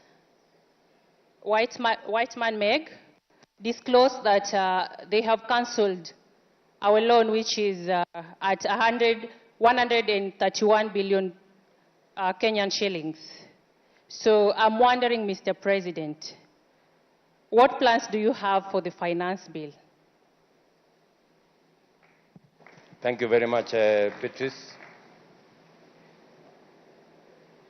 Can we take somebody from here? Yes, my friend. Good evening, Mr. President, and good evening, Kenyans. My name is Vincent Kabisai. I come from somewhere called Nyalenda, Kisumu East. I have a few questions. First of all, Mr. President, allow me to ask what the government's plans for Harambee Stars when it comes to 2027 AFCON, being that some stadia are still not completed. Secondly, Mr. President, still talking about the Harambee Stars, will we be having a new coach, a local coach, or a coach, an international coach, say Mourinho? Mr. President, besides the infrastructure, which is good for national development, we have something called national discipline. The other day at Lower Kabete, I saw the engagement that you had with the county commissioners, and it was impressive. It's a step in the right direction, if at all we are to move forward as a country, because there are a lot of repeals that have been done when it comes to the national administration. So, Mr. President, let me talk about the police. You go to the police station, and nowadays some police stations have turned to become shops. You go to the police station and you are asked to pay, say, 1,000 shillings just to lodge a complaint. It is a grave concern. It is something that I've witnessed, and I think that should not happen. My suggestion is that in the very spirit of having ICT hubs, these police stations should have Wi-Fis, and they should have CCTVs. They should have CCTVs, Mr. President. I think that is also a step in the right direction. Talking about water, I know this is it is a devolved function, but water is being regulated by WASREB up there. Lake Victoria is just around the corner, and yet the tariff that Kisumu is using has been repealed. The tariff was revised in 2002 on an incremental tariff. At the moment, for the first 6 units, you realize that Kisumu residents have to pay 83 shillings per cubic meter. For the next 14 units, that is 6 up to a consumption of 20, they have to pay 121 shillings per cubic meter. And then from 21 up to 50, they have to pay, it's incremental. Previously, Mr. President, we used to pay better rates. So the residents are asking, why should they pay so much for water, and yet Lake Victoria is just here around the corner, especially people from low-income settlements such as Nyalenda, Obunga, and Manyata? Thank you very much. Last but not least. No, because we are so okay, many. Thank you. Thank you very much. Let me take one more from this side. Thank you, Mr. President. It is a great honor to stand in front of you today. I think I will be the youngest person speaking after every other speaker. I'm Omolo Victor Otieno from Maseno University. I'm a former president and I'm also University Student Organization Academic Secretary. Mr. President, I want to bring my issue in the line of teachers. Currently, we are seeing a lot of things going on in the teachers sector. Mr. President, I know teachers in here may not want to tell you, but earning as low as 17,000 shillings do not really dignify the work that they are doing, because, Mr. President, teachers are the reason as to why we are all sitting here today. Again, Mr. President, I was very keen in your speech. You mentioned that teachers have been hired, 20,000 this year and 56,000 last year. My question is, have they been confirmed that they are really working, the ones who have been hired? Mr. President, going away from the issue of teachers, as I finish, as a young person from the university students have been crying day and night about the issue of democracy in this nation. Mr. President, when we decide to promote democracy from all institutions, from all angles, we should consider universities too. The kind of electoral process that is in the university is alarming.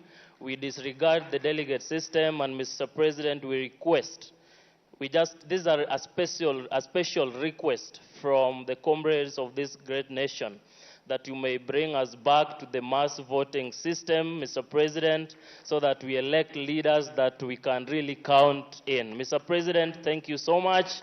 As I am the young person, I know that you are looking for jobs for young people, the Gen Zs. I'm one of them, Mr. President. I will appreciate your chance. Asante sana, Victor. Which way are we going? Thank you very much for this opportunity. My name is Yvonne Awuor-Ogola.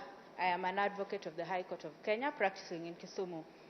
Your Excellency, my question to you this evening is on the health sector. Your Excellency, as you are aware, there is a monster that has crept in. Cancer and diabetes are killing us day and night. And nowadays, diabetes is not even for only the old people, even the young people. Yesterday I was reading about a 10-year-old who died of diabetes. Your Excellency, NHIF is not helping. The medication is very expensive. What plans do you have for us so that the victims of these diseases can get quality and affordable medication? Thank you very much, Madam Yvonne. Let's take one from here. I don't know. Maybe this gentleman here, right here in front. Thank you, Excellency. My name is Richard Ogendo, Secretary General, Kenya Sugarcane Growers Association. Richard Ogendo. Two questions. As I heard you in your opening statement, as you are enumerating about the infrastructure on fishing, what I didn't hear is what we are doing to the fish farmers.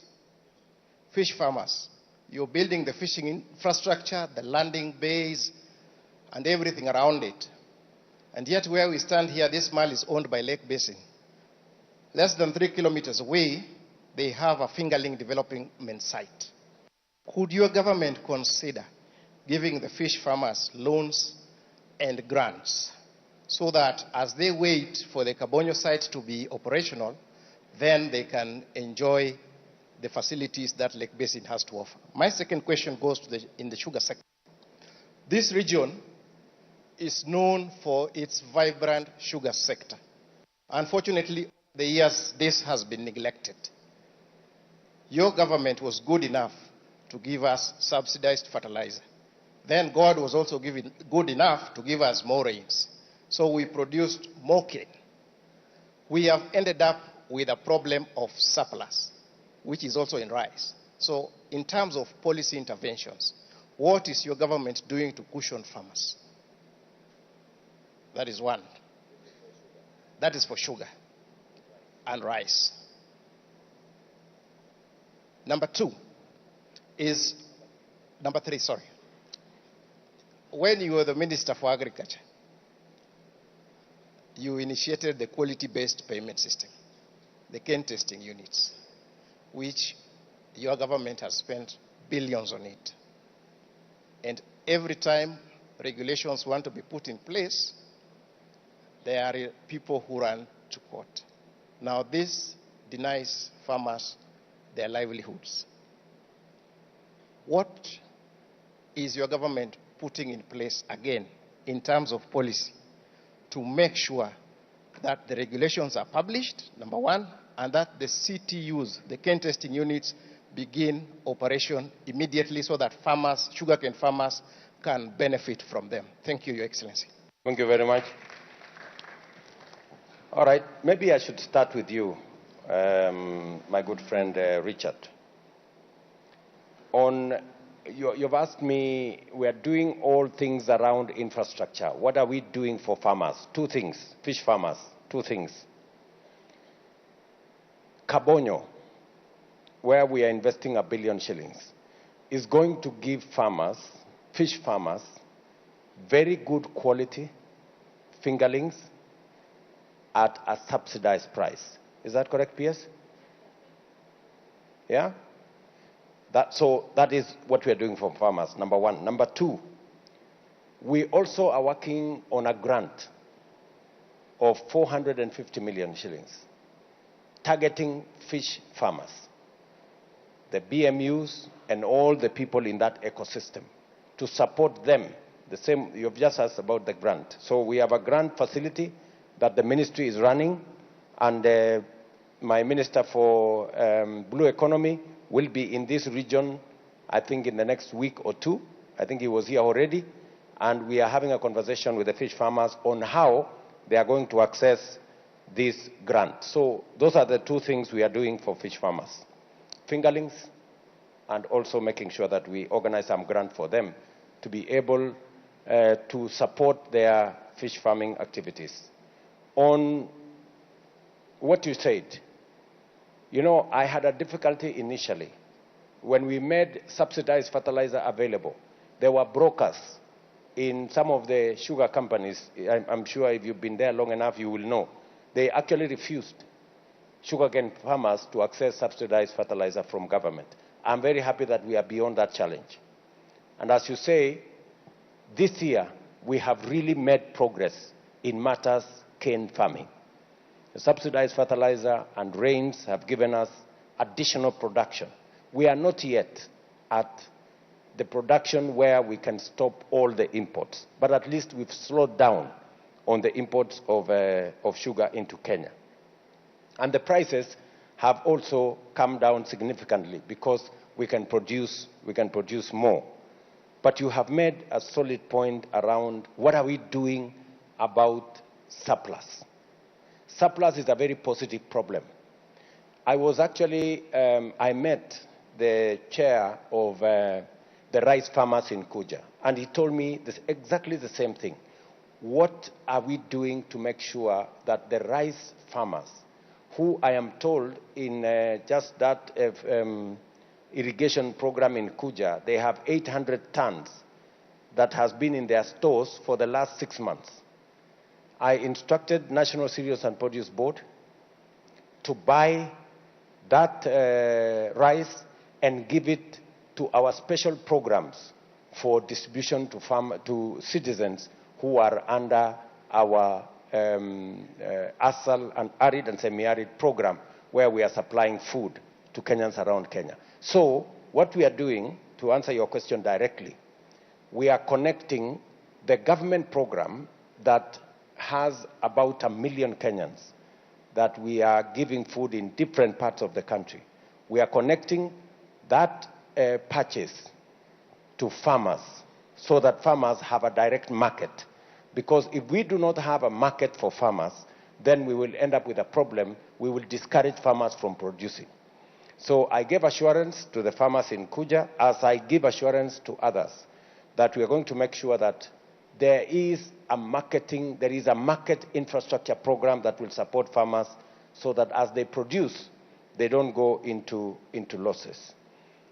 On what you have said about cane testing, the cane testing units, it is true.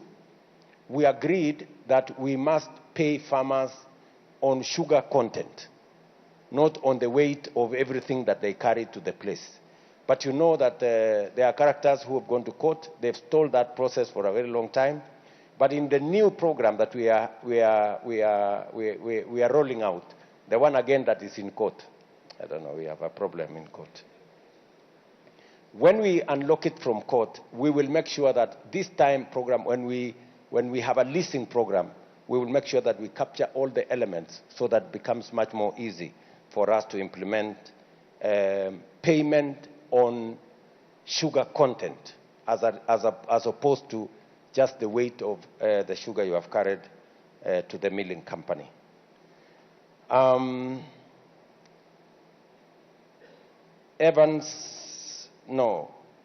Yvonne Owor has asked me about cancer and diabetes and the chronic illnesses.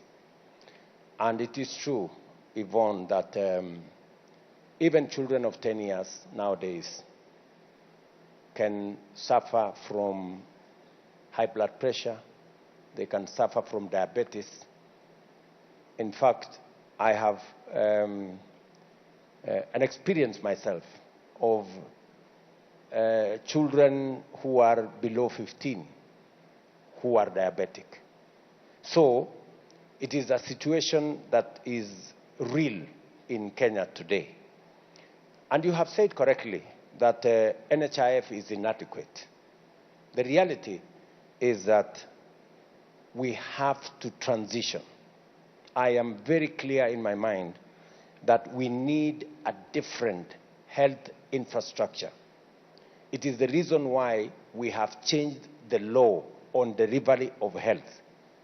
Parliament has now passed 4 different pieces of legislation that will help us achieve 3 things. Number 1, we want to make sure that level 1, level 2 facilities have adequate medicine and adequate personnel. Number 2, we want to make sure that as opposed to NHIF, which catered largely for people who had a pay slip, we're going to have the Social Health Insurance Fund. This time round, that fund, it doesn't matter whether you have a job or you have no job. The Social Health Insurance Fund will register every Kenyan. And we will make sure that those who can afford will pay, and those who do not afford, the government of Kenya will pay for them, so that everybody has a health insurance cover. And then number 3, because I told you 3 things. Number 3, we are now going to have, under the new law, we have a chronic illness fund that will take care of diabetes, hypertension, and all the other chronic diseases. And this fund will be accessed by everybody, every Kenyan, irrespective of your financial status. And this fund is contributed by all of us as Kenya, and government of Kenya will top up if there are any gaps. So, for the first time in the history of Kenya, people who suffer from cancer, people who suffer from diabetes, people who suffer from hypertension, who today cannot go to hospital, because if you go to hospital, you will get a bill of 1 million, 2 million shillings, 3 million shillings. You sell your house, you sell your furniture, you sell your livestock, you sell everything you have, and you end up in poverty. For the first time, we will have a dedicated fund about chronic illnesses that will be accessed by every Kenyan. That is the new model that we are rolling out as a country. You asked me, what are we doing about it? Bwana Victor, Bwana Omolo, it is true that we have interns as teachers. And let me explain why we decided to go the route of interns. We have a very serious problem of shortage of teachers. In fact, our shortage is in the region of 140,000 teachers. That is the shortage we have in our schools. In fact, yesterday I was in a school in, I don't remember the name of the school. I don't know who. We had a school there. The MP for Nyatike was telling me there was a school, not Agenga, the other school there. He told me there were 200 students with 1 teacher from government. You know, that's how serious the whole thing is. So what did I do? I looked at the numbers and I said, we have 300,000 teachers out there, trained, In fact, some of them are about to go to retire before they get a job. Some of them are teaching in some school, they are paid 5,000 shillings. Yeah? So what did I do? I decided, I said, we have a big shortage of teachers, we have a big pool of trained teachers, and we have schools that have no teachers. If I had decided to hire permanent and pensionable, I would have hired maybe 12,000 or 13,000. So I decided, let me take this big pool of teachers who are unemployed. Let me hire them as interns. I will have sorted out two problems. I will have somebody who was earning nothing or 5,000, now earning 25,000. And I will have a student who has no teacher, at least there will be a teacher in class. With one guarantee, that after 2 years of internship, you will get a permanent and pensionable job. Now, the good news, Bwana Victor, is that all the 46,000 teachers that were interns, I am going to confirm them in the next 2 months. The process, we have given the money for their confirmation. Now, Teacher Service Commission is working on the process to confirm all of them. And I want to thank them because they have done a wonderful job. In fact, our education numbers has improved because of the JSS teachers. They have really done a good job. If there are any JSS teachers in this room, congratulations, you guys are solid patriots of the Republic of Kenya. And the whole, and all of them. My assurance to you is that we have provided the resources for all of you to be confirmed. I will get an additional 20,000 interns. I will confirm them further down the road as we make progress. Of course, you know, Victor, that there was a little challenge.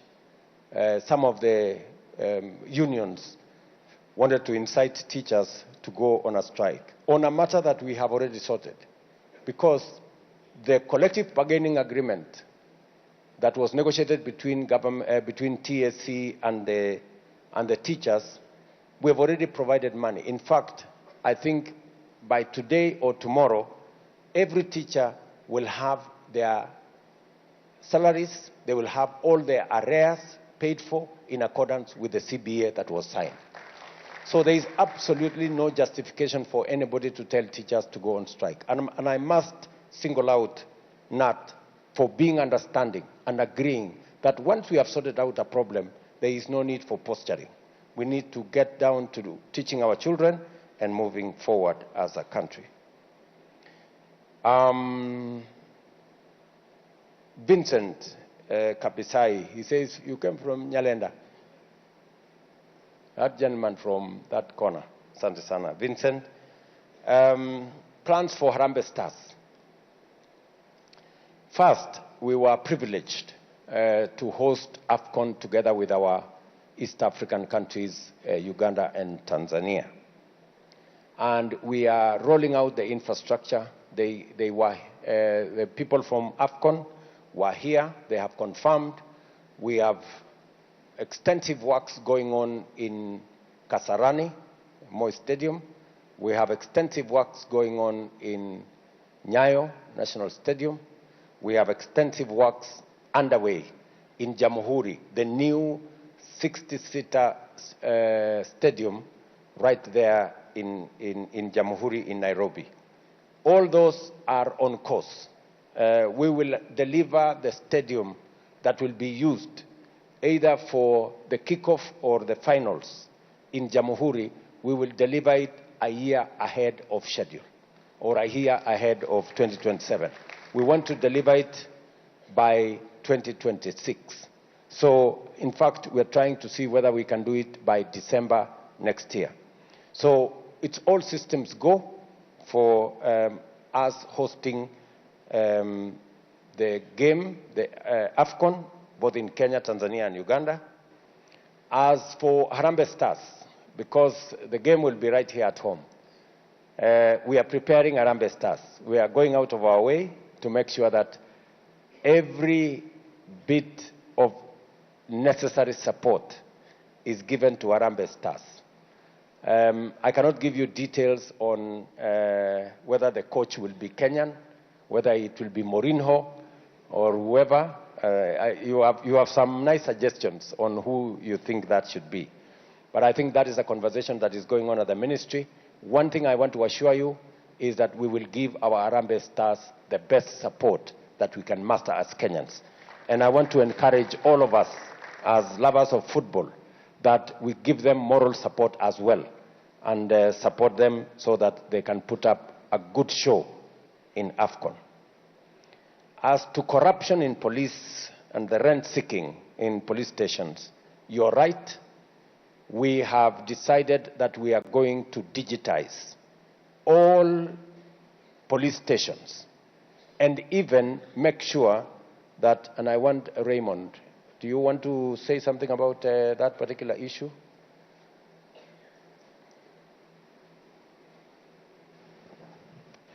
Your Excellency, there is a program and a plan to do the digitization. First, of course, we were piloting the OB, the occurrence book, so that we're able to keep track of what is going on. But then there's also the broader police modernization program that we are running that includes equipping and also improving the facilities that they have. There's a proposal that the gentleman has on the CCTVs.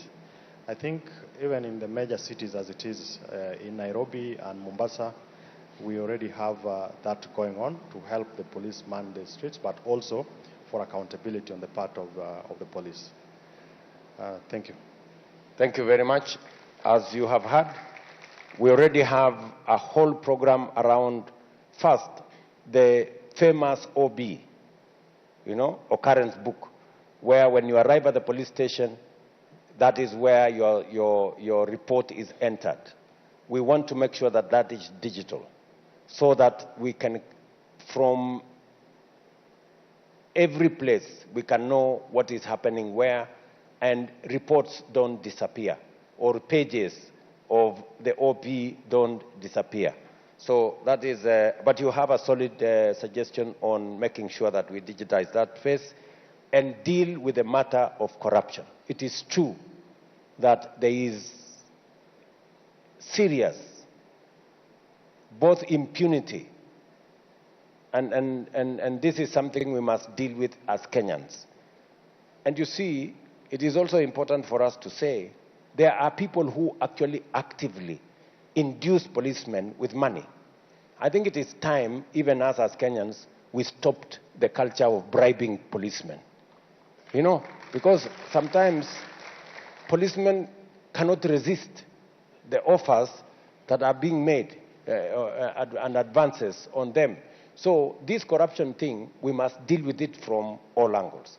We must make sure that we take action on the police that ask for the money, and Kenyans who give money must also be told they are part of the problem. And I don't know who is going to tell them. We need to tell ourselves as a people to stop that culture. And then you have talked about water. I may not be competent to answer about the water in Kisumu County and the payments and how much it costs. But broadly, what I can tell you is that we have a program on delivering additional water. We just succeeded in delivering additional 140 billion liters of water to Nairobi County, a program that has been on the works for the last almost 8 years. That program has now been delivered. It is also my intention, and yesterday we had a conversation with the county of Kisumu. We have a big dam here called Koru Soin Dam, which is part of the infrastructure we want to use to deliver water that will assist in making sure that we have additional water in this great city and the environs.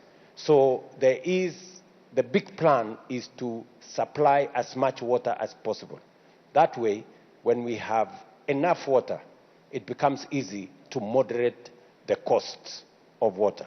So On my end, I want to just commit to you that my plan is to increase the water supply, work with the counties, and then we need also to have a conversation with the counties, because now we have a whole concept of public participation where all of us can engage government at all levels on matters that are of concern to citizens. Let me finally speak to Beatrice. And Beatrice has said, what are we going to do about the finance bill? You know, the finance bill is something we must think about as Kenyans, all of us. There were many issues in that finance bill that were very positive for our country. And we are having conversations with different partners. We are having different conversations with different partners. Of course, when we lost the finance bill, we lost close to 340 billion of the money that we would have raised using the finance bill. I now have a new minister, John Mbadi, who is a seasoned accountant and somebody who has clarity on where we want to go. And I have already given him the assignment to look at the best way we can get ourselves out of this. He is working with the Treasury team. They have given me the initial proposal, and I am very confident that we can turn things around once we consolidate our position and then engage the stakeholders in that space and even get ourselves having a conversation with our members of parliament so that we can decide as a country how we move forward. Because the current situation is not tenable. We have to find the resources to deal with the issues. We have roads that many people here agree are stalled. We have water projects that we have to deal with. We have teachers that we have to pay. We have the whole array of requirements of public, including what my sister Yvonne said about matters health that we have to deal with. And all those require resources. So we are going to be innovative on how we are going to look for those resources, and my team at Treasury are working around the clock on it. Now, I am reliably told that we have another 20 minutes of time. So maybe I will take one final round of questions. Maybe that gentleman looks like he has a burning question. Huyo mungwana pale. Thank you, His Excellency, Mr. President. My name is Olebo Kalebo Winongar, and I'm a resident of Kisumu and also a politician. And mostly, I'm a sports icon, having played rugby for Kisumu RFC and Kisumu and Ulinzi Football Club. My question is on sports. Kisumu used to be the hotbed of sports. And when we were growing up, we had very, very good sports people here. And since time, it has died. And people have become disillusioned. And because sports is one of the means of employment of our people. During our time, when we were in sports, very many people got the opportunity to go abroad and play in Australia, in USA, in all those places, in India. We had hockey, we had volleyball, we had basketball, very brilliant players. Nowadays, it's dying. So I don't know what the government will do to revive sports and give us employment. Another question is about our infrastructure. Indeed, infrastructure, when I talk about infrastructure, I'll talk about roads, I'll talk about water, and I'll talk about electricity. We have here, even in Riyadh here, We don't have roads, we don't have water, we don't have electricity. And even in my home area, Karachuonyo, I don't have a road, I don't have water, I don't have electricity. What are you going to do about that? Thank you. Thank you very much. Thank you very much, Caleb. Let me just deal with Caleb first so that I can move here. When Caleb on sports, you're right that our sports is not in the place where it should be. What are we doing?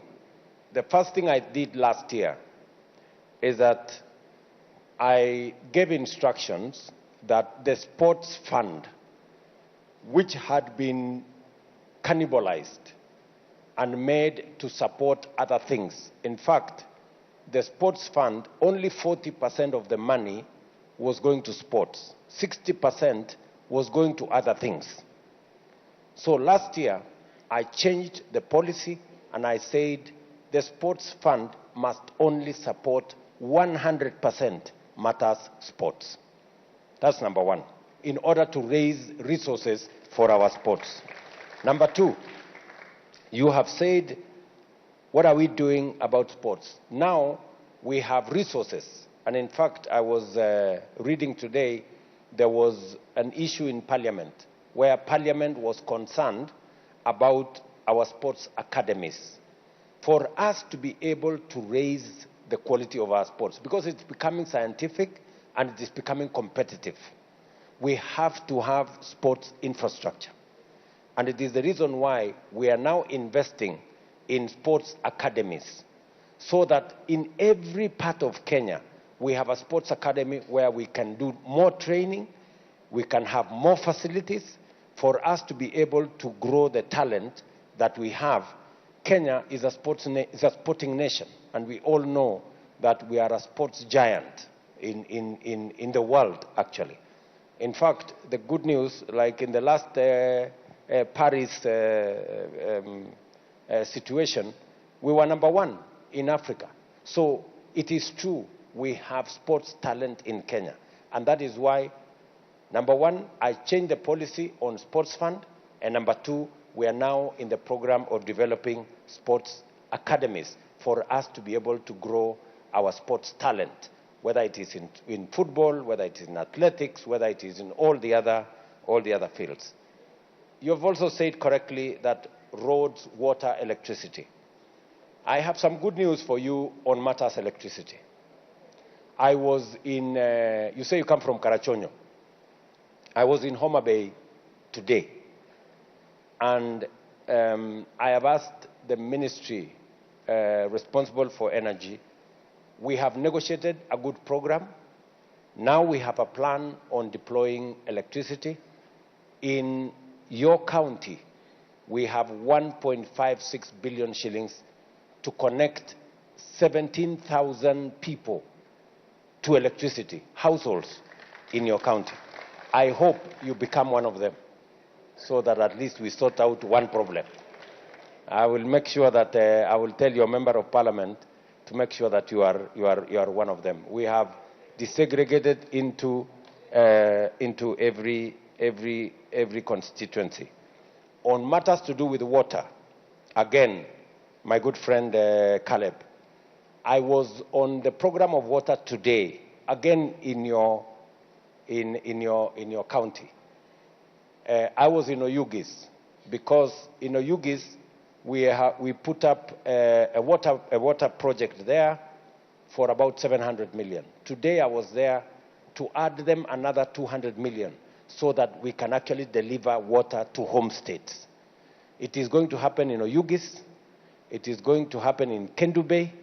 I have also a program of 450 million in Homa Bay town, and hopefully I should be able to have a program for Karachuonyo. On the roads, again, today I was in Homa Bay. Let me use your county. Is that correct? Homa Bay is your county? Yes.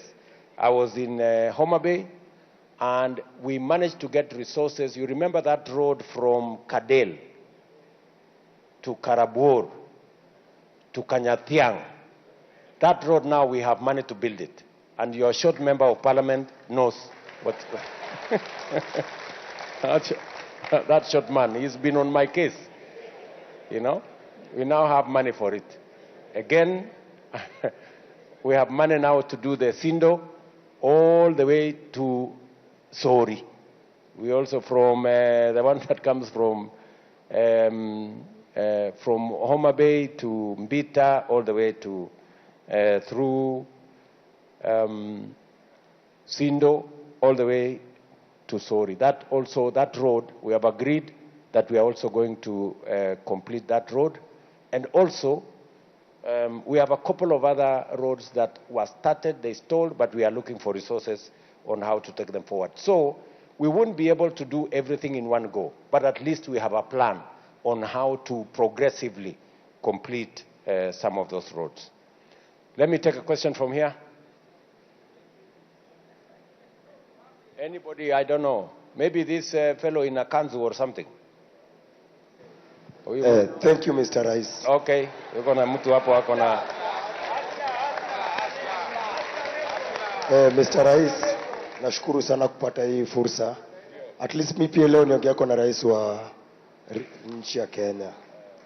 Mr. Rais, kwa majina naitwa Evans Lugairi, alias Jibril Mesaya. Mimi ni conductor ama donda ukipenda. Mr. Rais, wakati ulikuwa unaanza kuongea, kuna kitu uliongea kuhusu food security. Hapa kwa food security, mimi na madonda wangu wenzangu kadhaa tulichukuana tukasema tunataka tufanye kitu inaitwa urban farming. But hii urban farming tulikuwa tunataka tufuge hata kuku kiasi, mbuzi hivi, sababu si hatuko hapa town, hatuna ile shamba kubwa unaweza fanya, but hizi urban farming kasukuma kingine unaweza uzia kwa hoteli mayai na. Sasa shida Mr. Rais, hapa kwa urban farming tunakosa grants ama funds za kutu unlock. Thanks to Safaricom jana walinitumia message wakaniambia sijui digital farming, wakaniuliza kitu unafamia, nikamwambia pia kama mtaa yangu Kajulu pale niko na shamba na napanda avocado kitu kama half an hectare. But hapo kwa funds nikitaka ku-opt-in nipata hata loan, hawana hiyo option. Alafu Mr. Rais, my second question ilikuwa about religion. As we all know that government inaenda hand in hand religion. Ilikuwa sad kwangu kuona watu Shakahola wanakufa ile kishenzi. But Mr. Rais, hii kitu bado inaendelea. Nimekuwa nikitembea chuo mzingine hapa ndani. Unapata watu bado wanaabudu kwa msituni nini. Alafu shida iko sana ghetto, mtazini tunatoka. Unapata makanisa ni mingi kuliko shule na hospitali. Sasa hawezi soma. Shule ni mingi kuliko hapo Mr. Rais, hapa kwa religion kuna shida pahali. Alafu ya mwisho kabisa Mr. Rais, mimi sikusoma lakini ukinipatia kazi tachapa vile inafaa.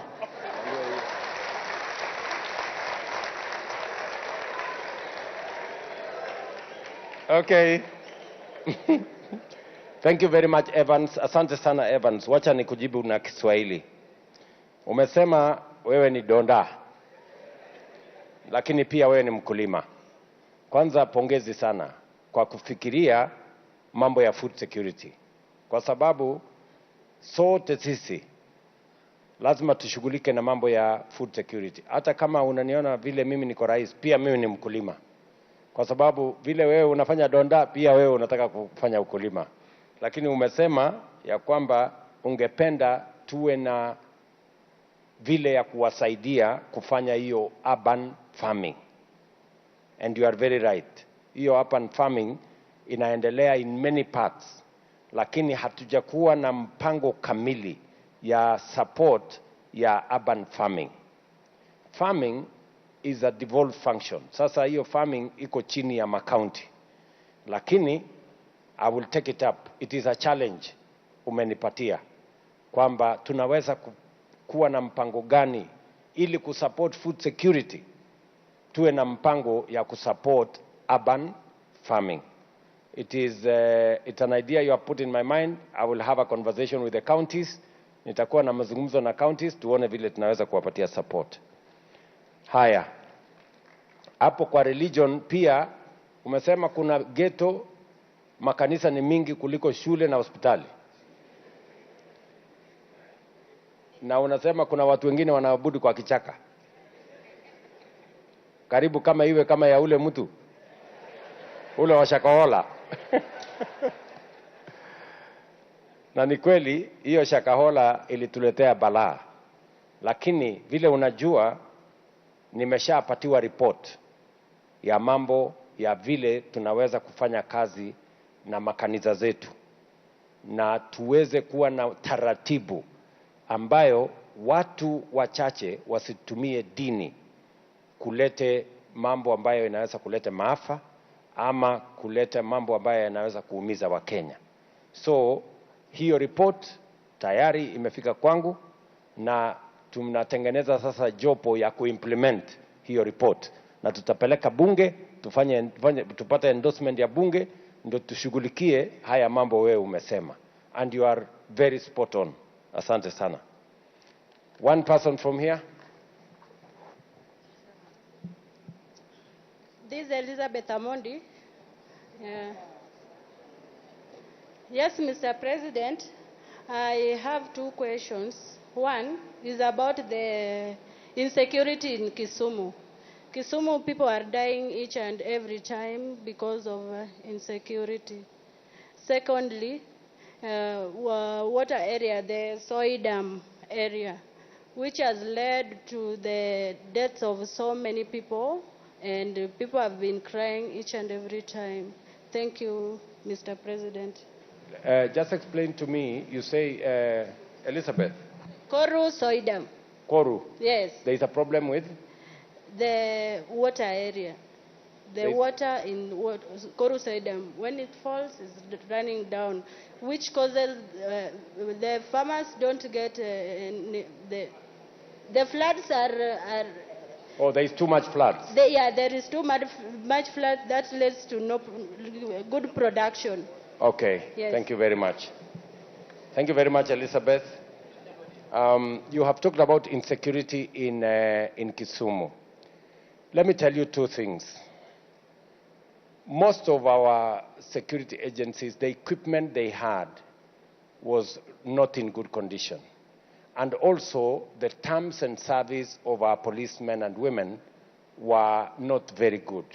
So what I did last year, I put together a task force under Maraga because we were having rampant issues. Some of our policemen and women were committing suicide because of the way, the conditions they were working in. Some of them are living in very bad situations.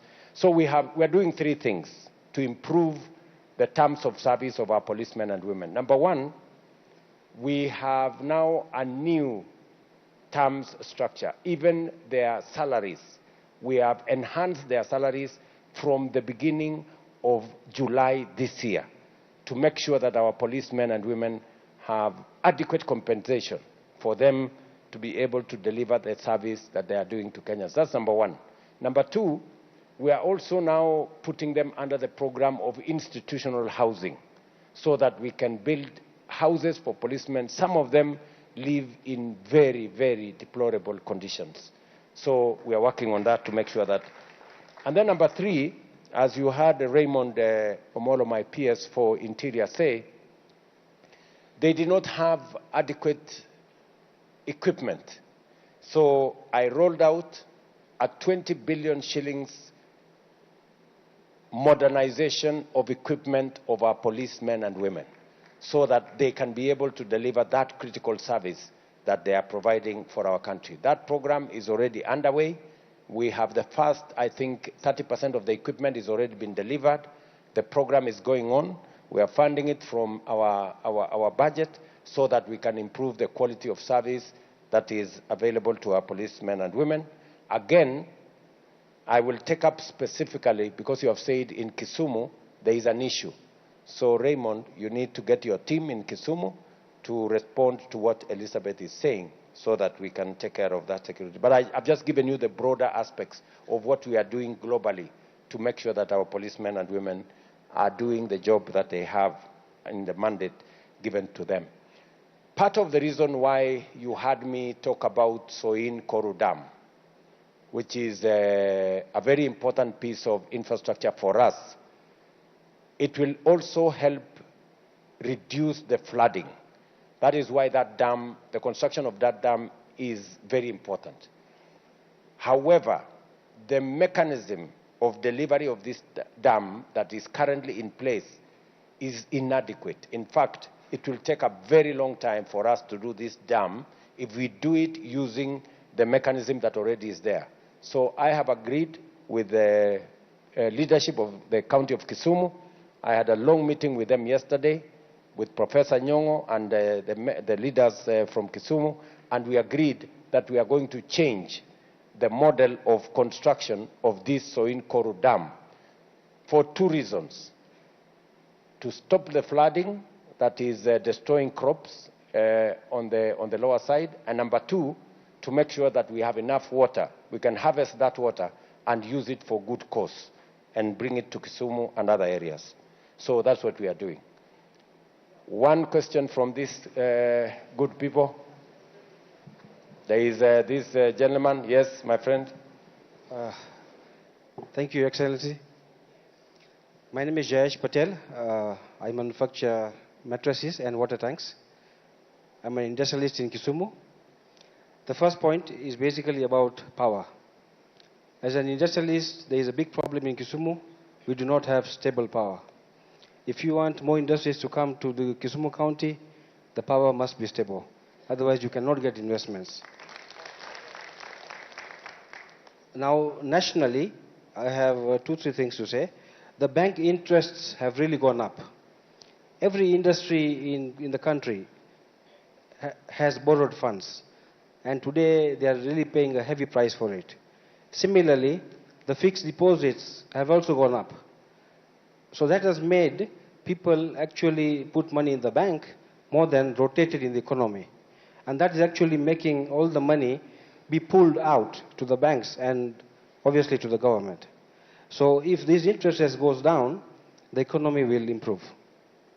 Another suggestion is the PAY tax.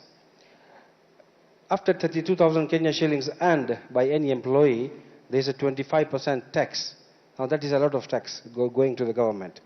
I understand that every citizen has to pay tax, which is good, but for the economy to move and become more vibrant, I think this threshold of 32,000 maybe should be pushed up to 90 or 100,000. That will make every Kenyan who is earning money retain the money with him and obviously push it back to the economy. Lastly, the procurement. I have noted and observed that lots of things are over-exaggerated in procurement in the county and the national governments, and that is basically pilferage of taxpayers' money. The suggestion is that, and the corruption issue which you mentioned, I have a suggestion. Because the fines are heavy, people opt to bribe and move on rather than pay the government. If the charges are reduced, say to 1,000, 2,000, people will obviously pay the government and then also improve. Because at the end of the day, if they were guilty, say, of overspeeding, why would they pay 10,000 to the government? They would rather bribe 3,000 or 5,000 to the police. So if we go reverse way, we rather have the fines to be made 2,000 or 3,000. Thank you. Thank you very much. Thank you very much, Jayesh. On power stability, I quite agree with you, but I want to give you some good news. We had a big problem of a facility we had in Muhoroni. I'm sure you are aware.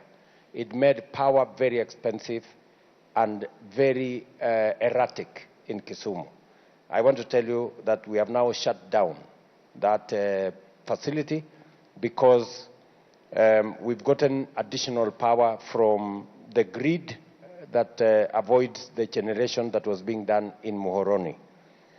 We will make it much more stable once we connect the line that we are working on. We are working on a procurement for the line that will connect you, Kisumu, to Olesos and connect you to power from Takwel, which is not only cheaper, but it's also consistent and reliable.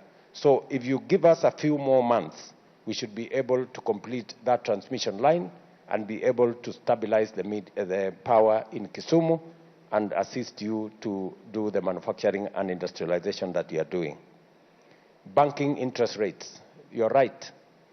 If government is paying 15, 16%, no bank is going to lend to a citizen, a farmer, an industrialist, or anybody. As you have seen, in the last meeting of our central bank, the interest rates are, the central bank has already given the signal. I think the last meeting of the central bank brought the interest rate by 0.5% down, and we want to consistently push it down so that we can achieve what you're saying.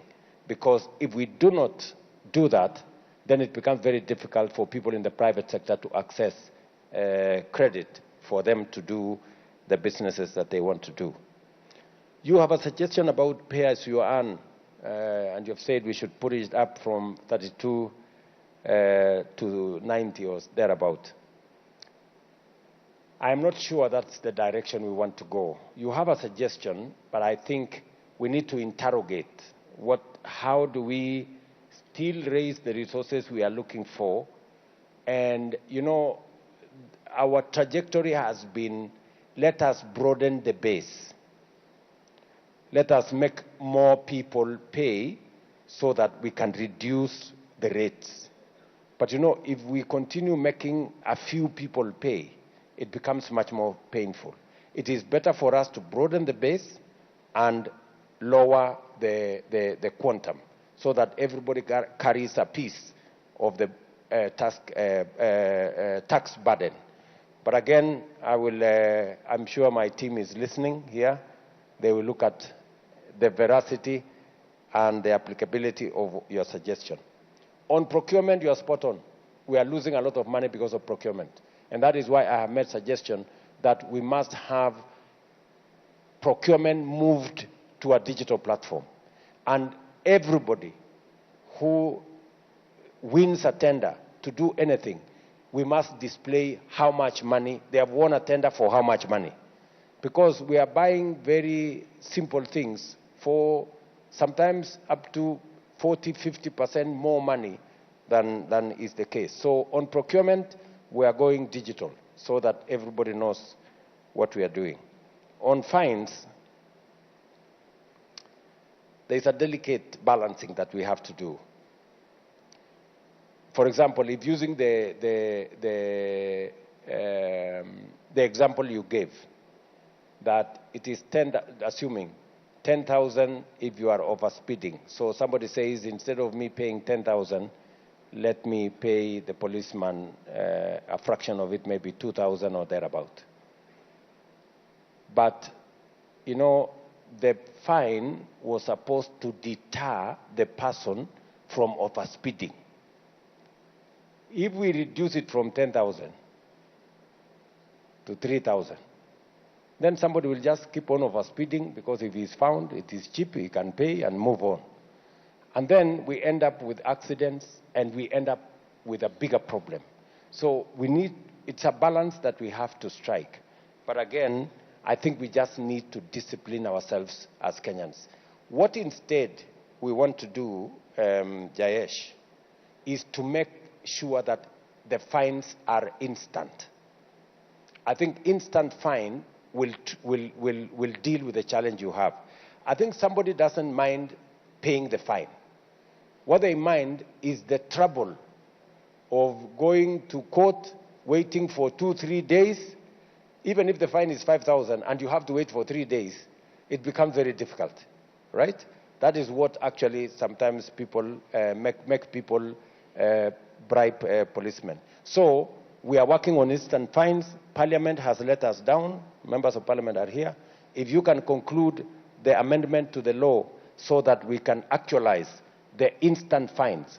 If you are found by a policeman, between you paying the government of Kenya instantly and giving the money to the policeman, many people will choose to pay the government of Kenya. So when we do instant fines, I think we will go a long way in treating the problem, Jayesh, you have said. Let me take the last shot from this end. Yes, somebody should... Okay, Mr. President, allow niongee nikikaa chini. Okay, we have a good gentleman. Mi naitwa Champion Disability Anton Riako, na niko na swali, na swali yangu kuhusu person with disability. Kuna pesa serikali walitoa cash transfer kupeana person with disability. Na hii pesa tunapata, watu wanapewa 2,000 every per month. Na unapata mtu anatoka Chiga, anakuja kuchukua pesa KCB Bank, anatumia pikipiki. Akirudi na kuenda na kurudi, ametumia pengine 1,000 kwa sababu ametumia motorbike. Akirudi nyumbani amebaki na 1,000. Sasa tunapata kama hii pesa asaidia person with disability. Tuko na wengine wanapeleka watoto physiotherapy. Every week wanapelekwa mara 2. Na huko physiotherapy inalipwa pesa. Serikali wako na mpangilio gani kwa hao watoto wetu ama jamaa wetu wako na disability? Secondly, unapata wakati wa kuandikisha hao watu kuna category inapewa pesa na category inawachwa nje. Sasa wale wamewachwa nje pia ni person with disability, wako na watoto, wanalipa nyumba, wanakula. Unapata mtu kama mimi nafukuzwa kwa nyumba kwa sababu sina kitu. Sasa hii pesa pia haitoshi kusomesha watoto, haitoshi kulipa nyumba. Serikali wameweka mkakati namna gani? Ya pili, ya tatu, tuko na sport naitwa paravoli. Mara nyingi tunapata kama tunaenda nje ya Kenya, tunateseka, haipati support mzuri. Kuna wakati wachezaji walikuwa Rwanda, ndio pesa wakatumwa kutoka hapa Kenya ikaenda huko, watu wanalala tu kwa viranda. Kwa sport tunasikia tu watu wanaongea juu ya football na wale wanaenda marathon. Na hao wa person with disability serikali wako na mpangilio gani? Ya mwisho, upande wa kazi. Person with disability mara nyingi hawaandiki kazi. Ukienda huko wanaangalia tu crutches, wanasema wewe hakuna kazi unaweza pata. Na serikali wako na mpangilio gani? Na sisi pia tunalipa ushuru. Mtu asikudanganye mimi silipo ushuru kwa sababu nikienda supermarket vile wewe unanunua mkati shilingi 100, mimi pia nanunua hiyo mkati shilingi 100. Sasa upande wa kazi, kama mimi siwezi kuandikwa kazi, tafadhali mtu kama mimi, hii ball nimeweka kwako, unichukulie watoto wangu uniandikie kazi. Ndio mimi nipate njia ya kukula. Asante. Pengine utasema mimi ni mzee. Mungu akubariki, karibu Kisumu. Asante sana Anthony. Kwanza Anthony, umeongea vizuri sana. Kweli wewe ni champion. Nimekusikiza vizuri. Wacha nikueleze mambo matatu.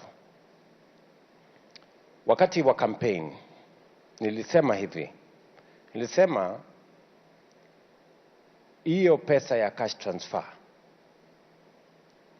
ambayo saa zingine ilikuwa inalipwa baada ya miezi 4, ilikuwa inalipwa saa zingine baada ya miezi 6. Ni kweli ama si kweli?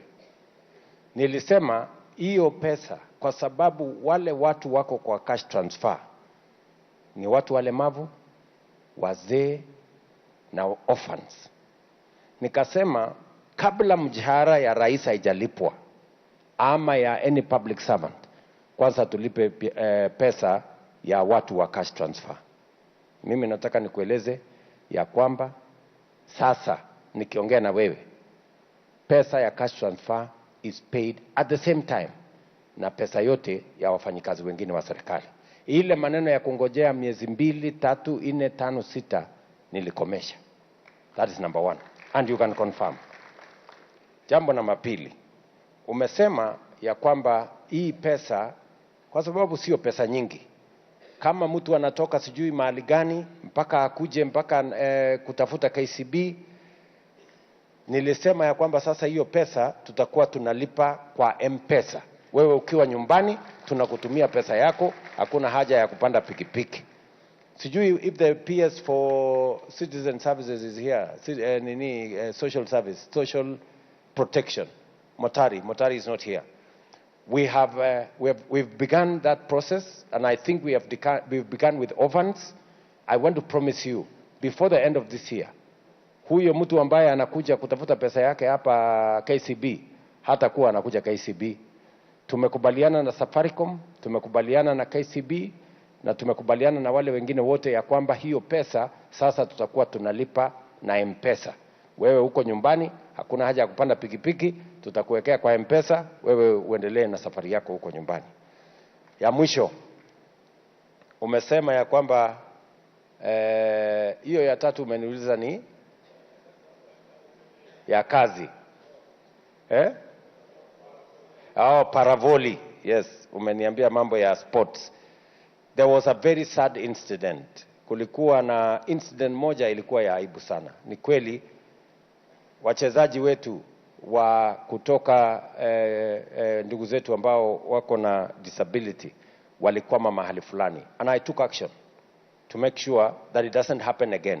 I just want to give you an assurance that we will treat all our sportsmen and women equally.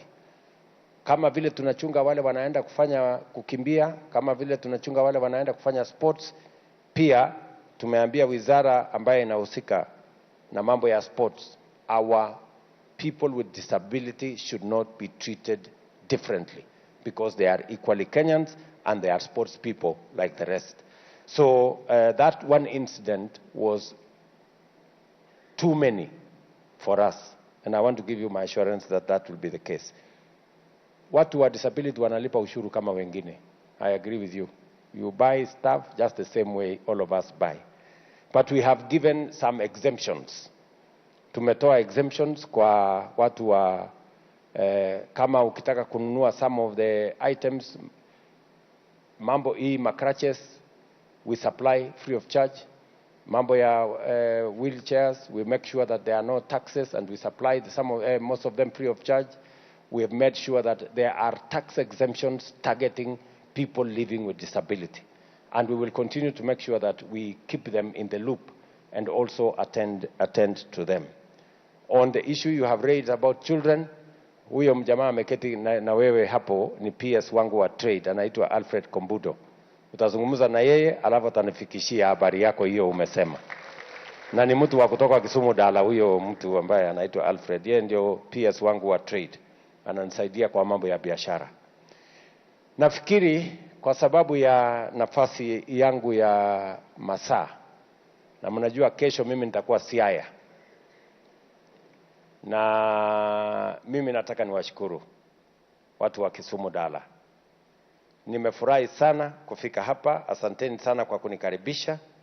Mimi vile tumekubaliana hapa, siasa ambayo tutacheza ni siasa ya kuunganisha Wakenya wote. Na sisi wote vile tumeongea hapa, tumeongea mambo ambayo yanatuhusu kama Wakenya. Kama ni ya disability, kama ni ya food security, kama ni ya taxes, kama ni ya how to move the country forward. We've all talked as the people of Kenya because we are in one country, we have a common destiny, and our unity is going to determine how we move forward as a country. Asanteni sana watu wa Kisumu kwa kuja katika hii town hall. Na nimefurahi sana to answer your questions directly. Kama sijakujibu na ujaridhika sana, I will have another opportunity. You can again give me another chance to answer your questions. Otherwise, asanteni sana. Nyasaye okwedhu. Mungu awabariki sana. Thank you very much. Ladies and gentlemen, can we stand up and give His Excellency a round of... Right, ladies and gentlemen, those are sights and sounds from Kisumu.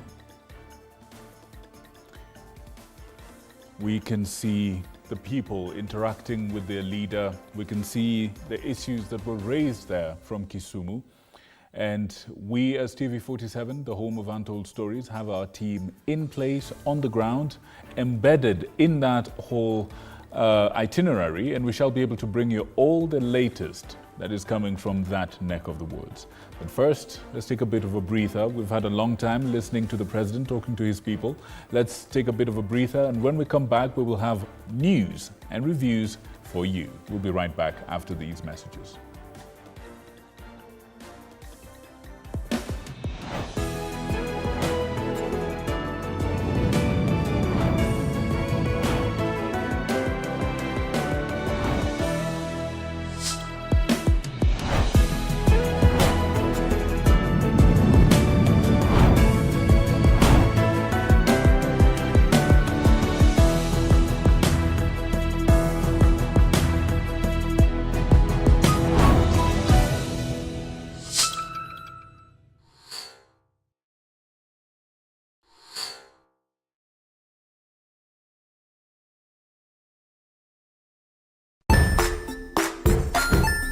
Hey there, friends. Welcome to Kids on the Block, where fun and imagination come alive.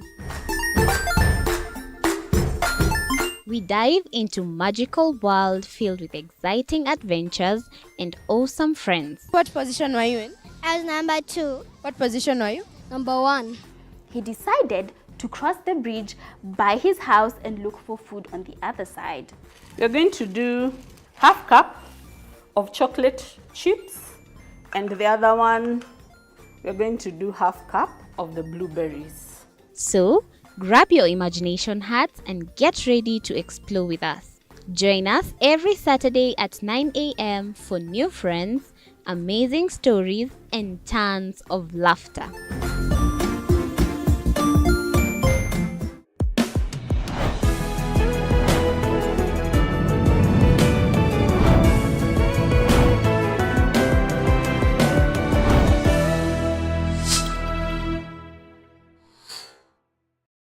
Join us as we explore the journeys of those who defy the odds and break barriers.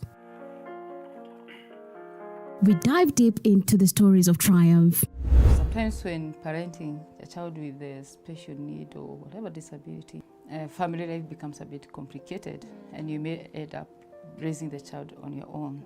Here, we inspire. I have a farm which one we showcase with other dyslexic youths and autism, how to farm. Motivate. It's never easy, but what we do, the best thing is to work with another parent who has an elder child than yours. And break through the barriers one story at a time. Push your boundaries beyond the limit. Saturdays at 8 p.m.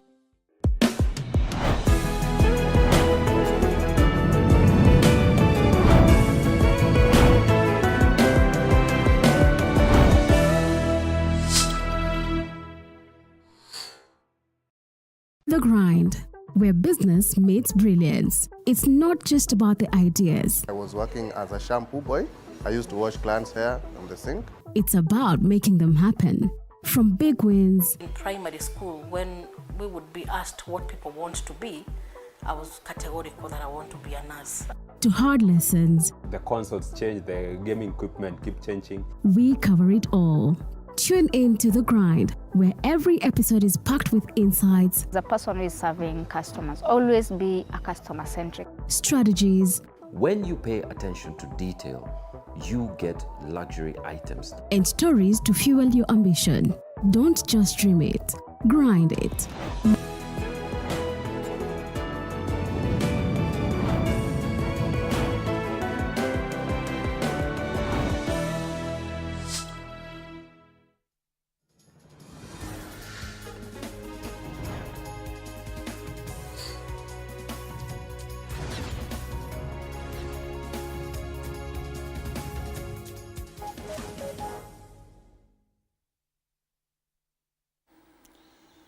Ladies and gentlemen, welcome to tonight's broadcast. My name is Victor Moyakane, and on sign language tonight we have Ruto Nyamai. Before we begin our journey, let's give you a glimpse of what we have in store for you this evening, and here are the highlights.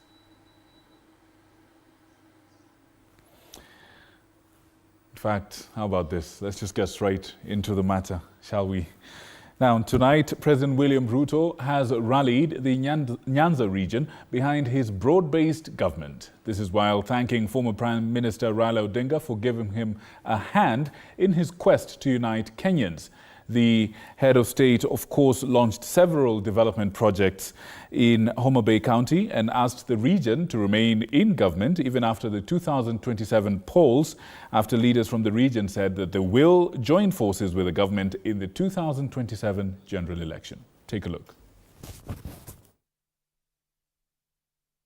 Ruto deepened his quest to consolidate his support in the Nyanza region in the second leg of his tour of the region in Homa Bay County, where he received a rousing welcome while launching development projects. Ruto, while gracing the homecoming ceremony of Finance Cabinet Secretary John Badi, capitalizing on his new political fortunes to woo the region behind his unity government with Odinga, even after the 2027 polls, when he will be seeking re-election. Si mimi nilikuwa deputy party leader wa ODM. Si mimi ndio nilichangia baba akawa prime minister. Sasa mimi nauliza nyinyi, baba akikuja pia kunisaidia ili tuweze kuunganisha Kenya, kuna makosa? Kuna makosa? Mnasema tuendelee namna hiyo? Mnasema baba atusaidie kuunganisha hii Kenya, tupeleke Kenya mbele? Huyu baba rais amepanga vizuri na zote tumemuunga mkono aende pale Afrika akuwe kiongozi yetu. Sio ni sawa sawa? Na sisi zote tuko hapo tunampigia debe na Mungu atamjalia, tunamuombea ndio na yeye apate nafasi aende afanye mema katika bara la Afrika ikiwemo Jamhuri ya Kenya. This is after ODM leaders led by Suna East MP and Minority Leader Yunet Mohammed hinted at the possibility of the current unity deal being extended after the 2027 poll if Ruto wins his re-election. Tutashirikiana na serikali kwa mambo mazuri yote.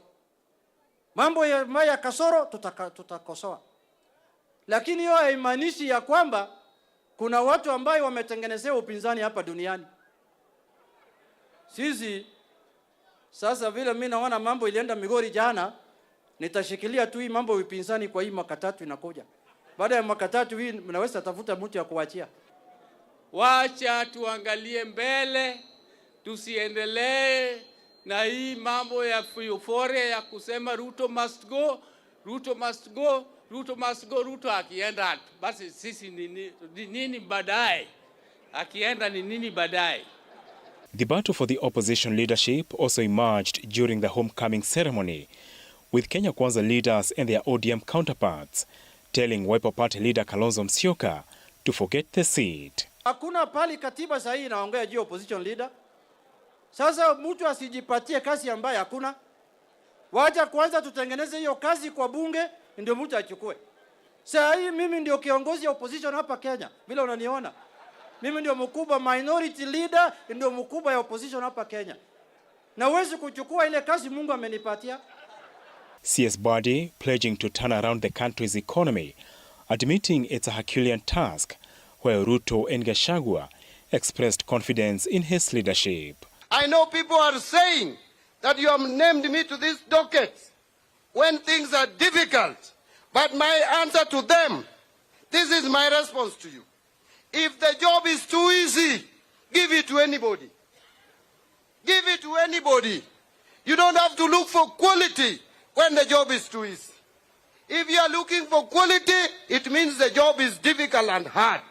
President Ruto heads to Siaya on Friday, where he will launch development projects and grace the homecoming of Energy CS Opiyo Wandayi. Apul Kamau, TV47.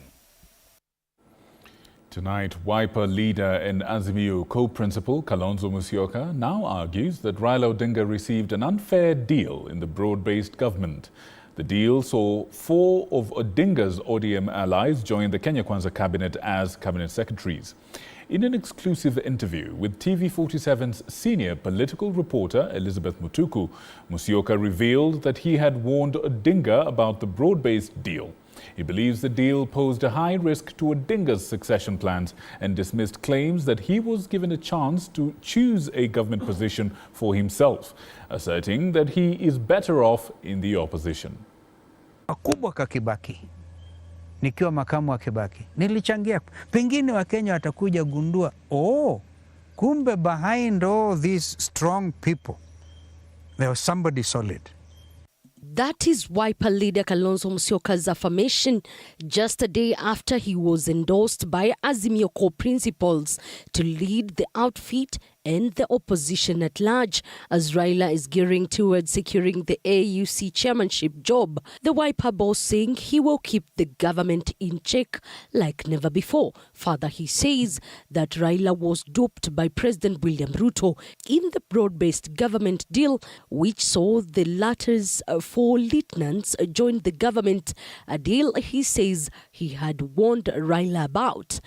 Bado kuna umuhimu kabla mimi mwenyewe najihisi naweza kuelekea kwa roho safi mahali kwenda kule, tunakutana, tunasalimiana na kina Ruto, yeye ni rais wa jamhuri, sio? Tumekubali rais wa jamhuri, lakini na maswali. Nataka nione haki ikifanyika juu ya uuaji, damu ambayo imemwagwa hivi majuzi kinyume na katiba. Alafu mimi nione kama naenda tu Ikulu kusherekea. Hapana. Kalonzo, who exclusively spoke to TV47, further revealed that he was never offered any job by the government and that he is not ready to join hands with President William Ruto, but will instead put the government in check in all matters concerning the common citizen. This is RC said he is gearing towards his 2027 presidential bid, adding that nothing will stop his quest of being on the ballot. Lakini pia ni haki yangu kikatiba. Sasa hivi inaonekana ni two horse race, sababu Ruto mwenyewe alisema Raila akienda inabaki Kalonzo. Sasa hata anachekelea. Sasa ikiwa itakuwa hivyo, basi ni wazi watakuwa farasi watatu basi. Even my supporters, sioni mmoja akijaribu kuja kuniambia mwachie Raila tena. Sioni kabisa. On Raila's quest to chair the Africa Union Commission AUC, Kalonzo says a lot of diplomatic work is ahead for both President William Ruto and Raila Odinga's team to ensure that he bags the seat, adding that with his diplomatic prowess will not hesitate to assist. Francophone countries zina ushawishi wao vile vile. I'm quite sure Raila akipata kama awe ndiye mwenyekiti mpya, my recommendation will be atafute from the Arab North.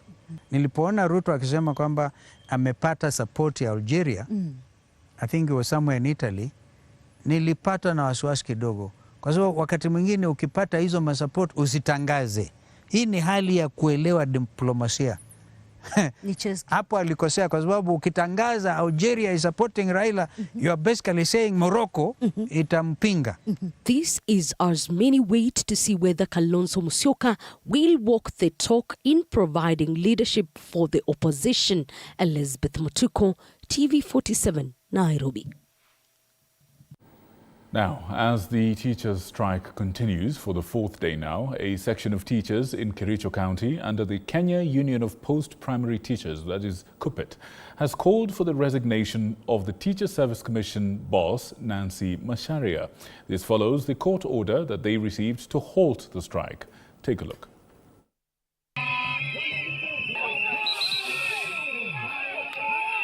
As today marks the fourth day of the teachers' strike, a section of teachers has called for the resignation of TSC boss Nancy Macharia over what they say is breaching labor rules. Macharia must go! Macharia must go! Labor disputes are supposed to be negotiated. You don't throw us court orders. Yes. We are saying Nancy Macharia should go. The teachers vowing to continue with the strike, saying that they will not be intimidated by the Teachers Service Commission. TSC thinks that it can intimidate teachers. Yes. You cannot intimidate us. No. Sisi tutawacha mgomo ikiwa yeye ataniita aniambie sitisha, ambia walimu warudi darasani kufunza. In Vihiga County, Prime Cabinet Secretary Musalia Mudavadi found himself in an unfamiliar territory regarding the teachers' strike, where he was asked to address the issue. I must make a statement that I can push ahead and it stands with time. If I come here and I say I will pay the salaries today, I'll be lying to you. The important thing is for me to listen and then to take this petition at the highest level, which is at cabinet level. Although junior secondary school teachers interns renewed their contract for 4 months, their JSS Secretary General Daniel Mureithi said that they are tired of not being told the truth about securing permanent and pensionable jobs. Now washapata zile barua za kurenew contracts. Na kwa hiyo 4 months, the only thing iko na shida nayo ni bado hatuamini kuwa tutaajiriwa hii. Some secondary schools have asked parents and guardians to go to school and pick their children, which is a sad thing for parents, as this is an indication that the school's curriculum will be interrupted for the second time this year. Anastasia Mkabi, TV47. Now, the former Samburu Governor Moses Lenol Kulal has been fined approximately 85 million shillings for corruptly receiving 84 million shillings in public funds. Lenol Kulal, along with 10 other co-accused, was convicted on charges including the abuse of office, conflict of interest and unlawful acquisition of public property. Take a look.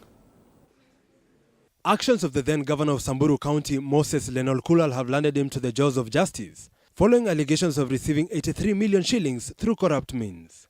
Each one of you to pay a fine of 1 million in default to serve 4 years imprisonment. That's the first limb.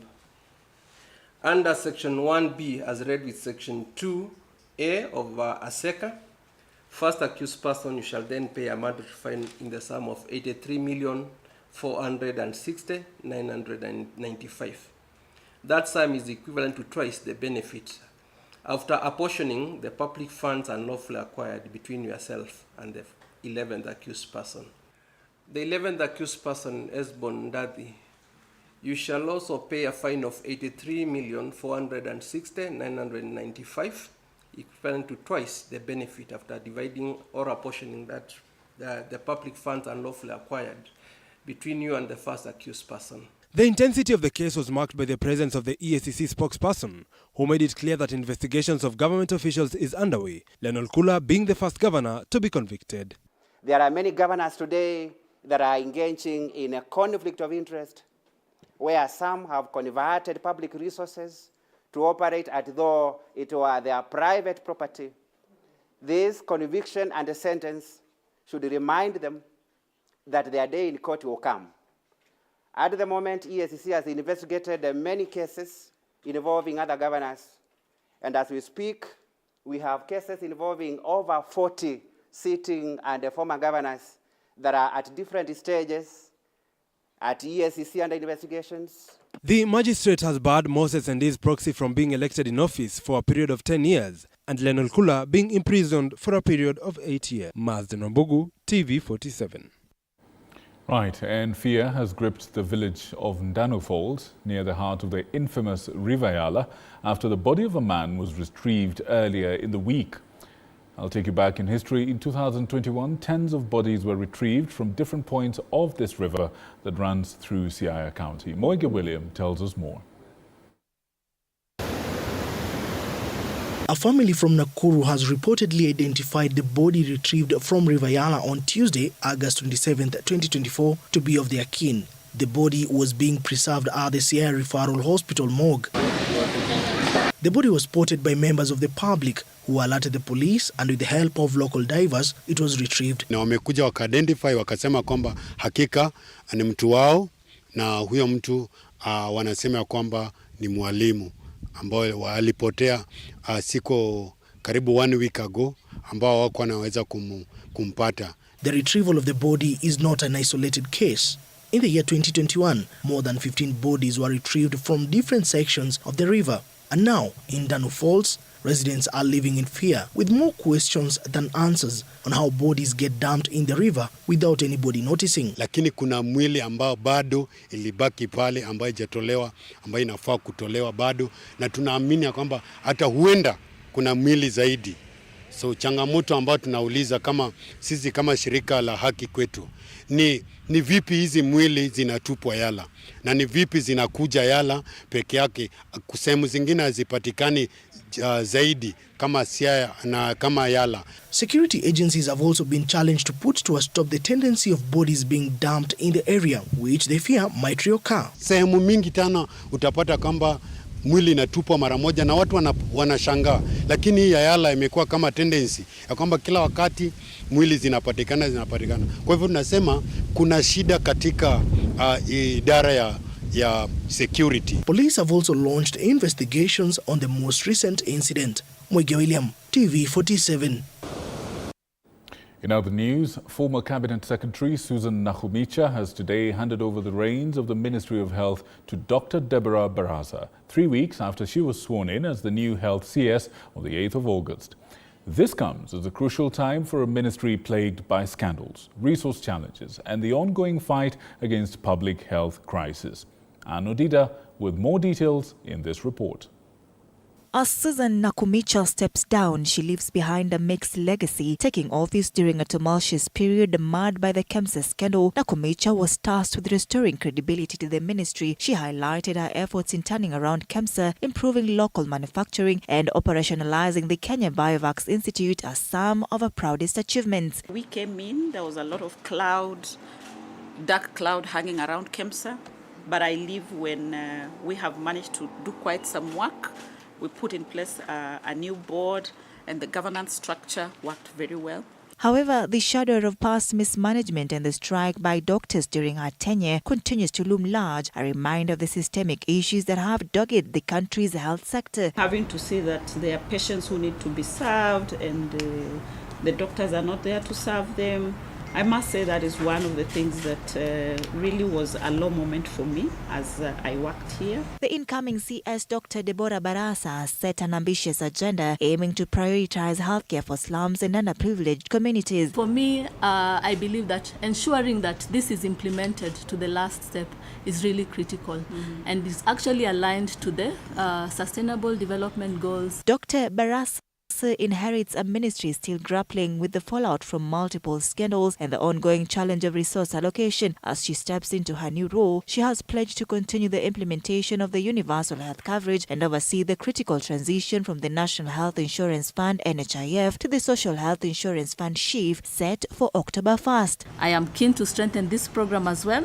and the establishment of primary healthcare networks and other initiatives. And as the country navigates the first phase of the Mpox outbreak, Dr. Patrick Amothi, the health DG, indicated that infection control is currently the top priority for the country, with vaccination plans taking a back seat. For now, vaccine will not be a top priority. We need to put in place the infection prevention control measures as our main prong of control of Mpox. The leadership change at the country's Ministry of Health marks a critical juncture, not only in terms of policy direction, but also in the ministry's efforts to rebuild public confidence after years of scandals and mismanagement. As Dr. Deborah Barasa takes on the mantle, her success will depend on her ability to navigate these turbulent waters, ensuring that the promise of equitable and effective healthcare are fulfilled. The health sector's future hangs in the balance with the potential for transformative change or a continuation of the challenges that have long plagued it. Anne Odida, TV 47. In other news, only 3 million women-led micro and small medium enterprises, or WMSMEs, in the country are currently consuming digital financial services offered by commercial banks. The senior manager at Microsave Consulting, that is Kim Kariuki, says that its research shows that the number increased from 40% in 2022 to about 74% in 2024. This even as grassroots women still face challenges of adoption due to a lack of financial management skills. The uptick in digital finance adoption, however, is yet to overshadow the challenges that face women-led small businesses. Our economy is largely run by women, and I want to implore upon the FSDs to put more effort to tailor-make products for that category. As we know, women are kind of, in a way, the lifeline of our business economy here in Kenya. They're very important in that world, and having the right kind of financial products to support them is critical. We are seeing a big shift away from informality. Previously, women would rely a lot on institutions like chamas. There's a fear of, oh, banks are big. They think they're so big and we are so small, so we think maybe they can't relate to our problems or solve our issues. In an effort to modernize agricultural practices, a company in Naivasha has introduced a drone to help farmers maximize on their profit. The G-Agros is designed to address common farming challenges by offering more precise and efficient field management. Farmers have traditionally struggled with issues like assessing field conditions, managing labor-intensive tasks, and minimizing environmental impact from chemical use. The technology aims to streamline these processes, potentially making farming both easier and more productive. The company says it is committed to supporting farmers in adopting new technologies that can improve their operations.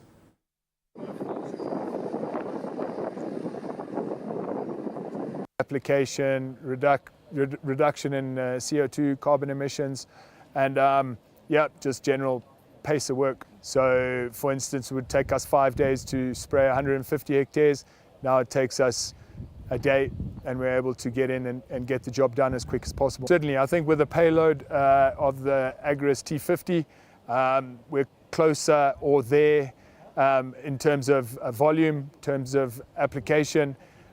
So the payload and the battery life basically are all the factors that have come into play now for farmers to actually be here and be interested, as well as the cost per hectare. Looking at situations whereby we have drone sprayers that the farmers can utilize in doing spraying for various crops. We are looking at orchards, we are looking at broad acre farmers. One of the major challenges that we face when we're managing such big hectareage is labor. There's not enough labor utilization. So you find situations where an activity that's supposed to take a few days will take much longer, mainly because of labor availability and things like that. Right, good people, that's all we had prepared for you this evening. We want to thank you so much for choosing us to inform you of what's happening across your world. My colleague Ruto and I will be stepping out, but I leave you in the hands of a man who's well versed in the super turbocharged action that is sports in this country. VAR begins now. Good night. I'm Victor Moyakane. God bless you.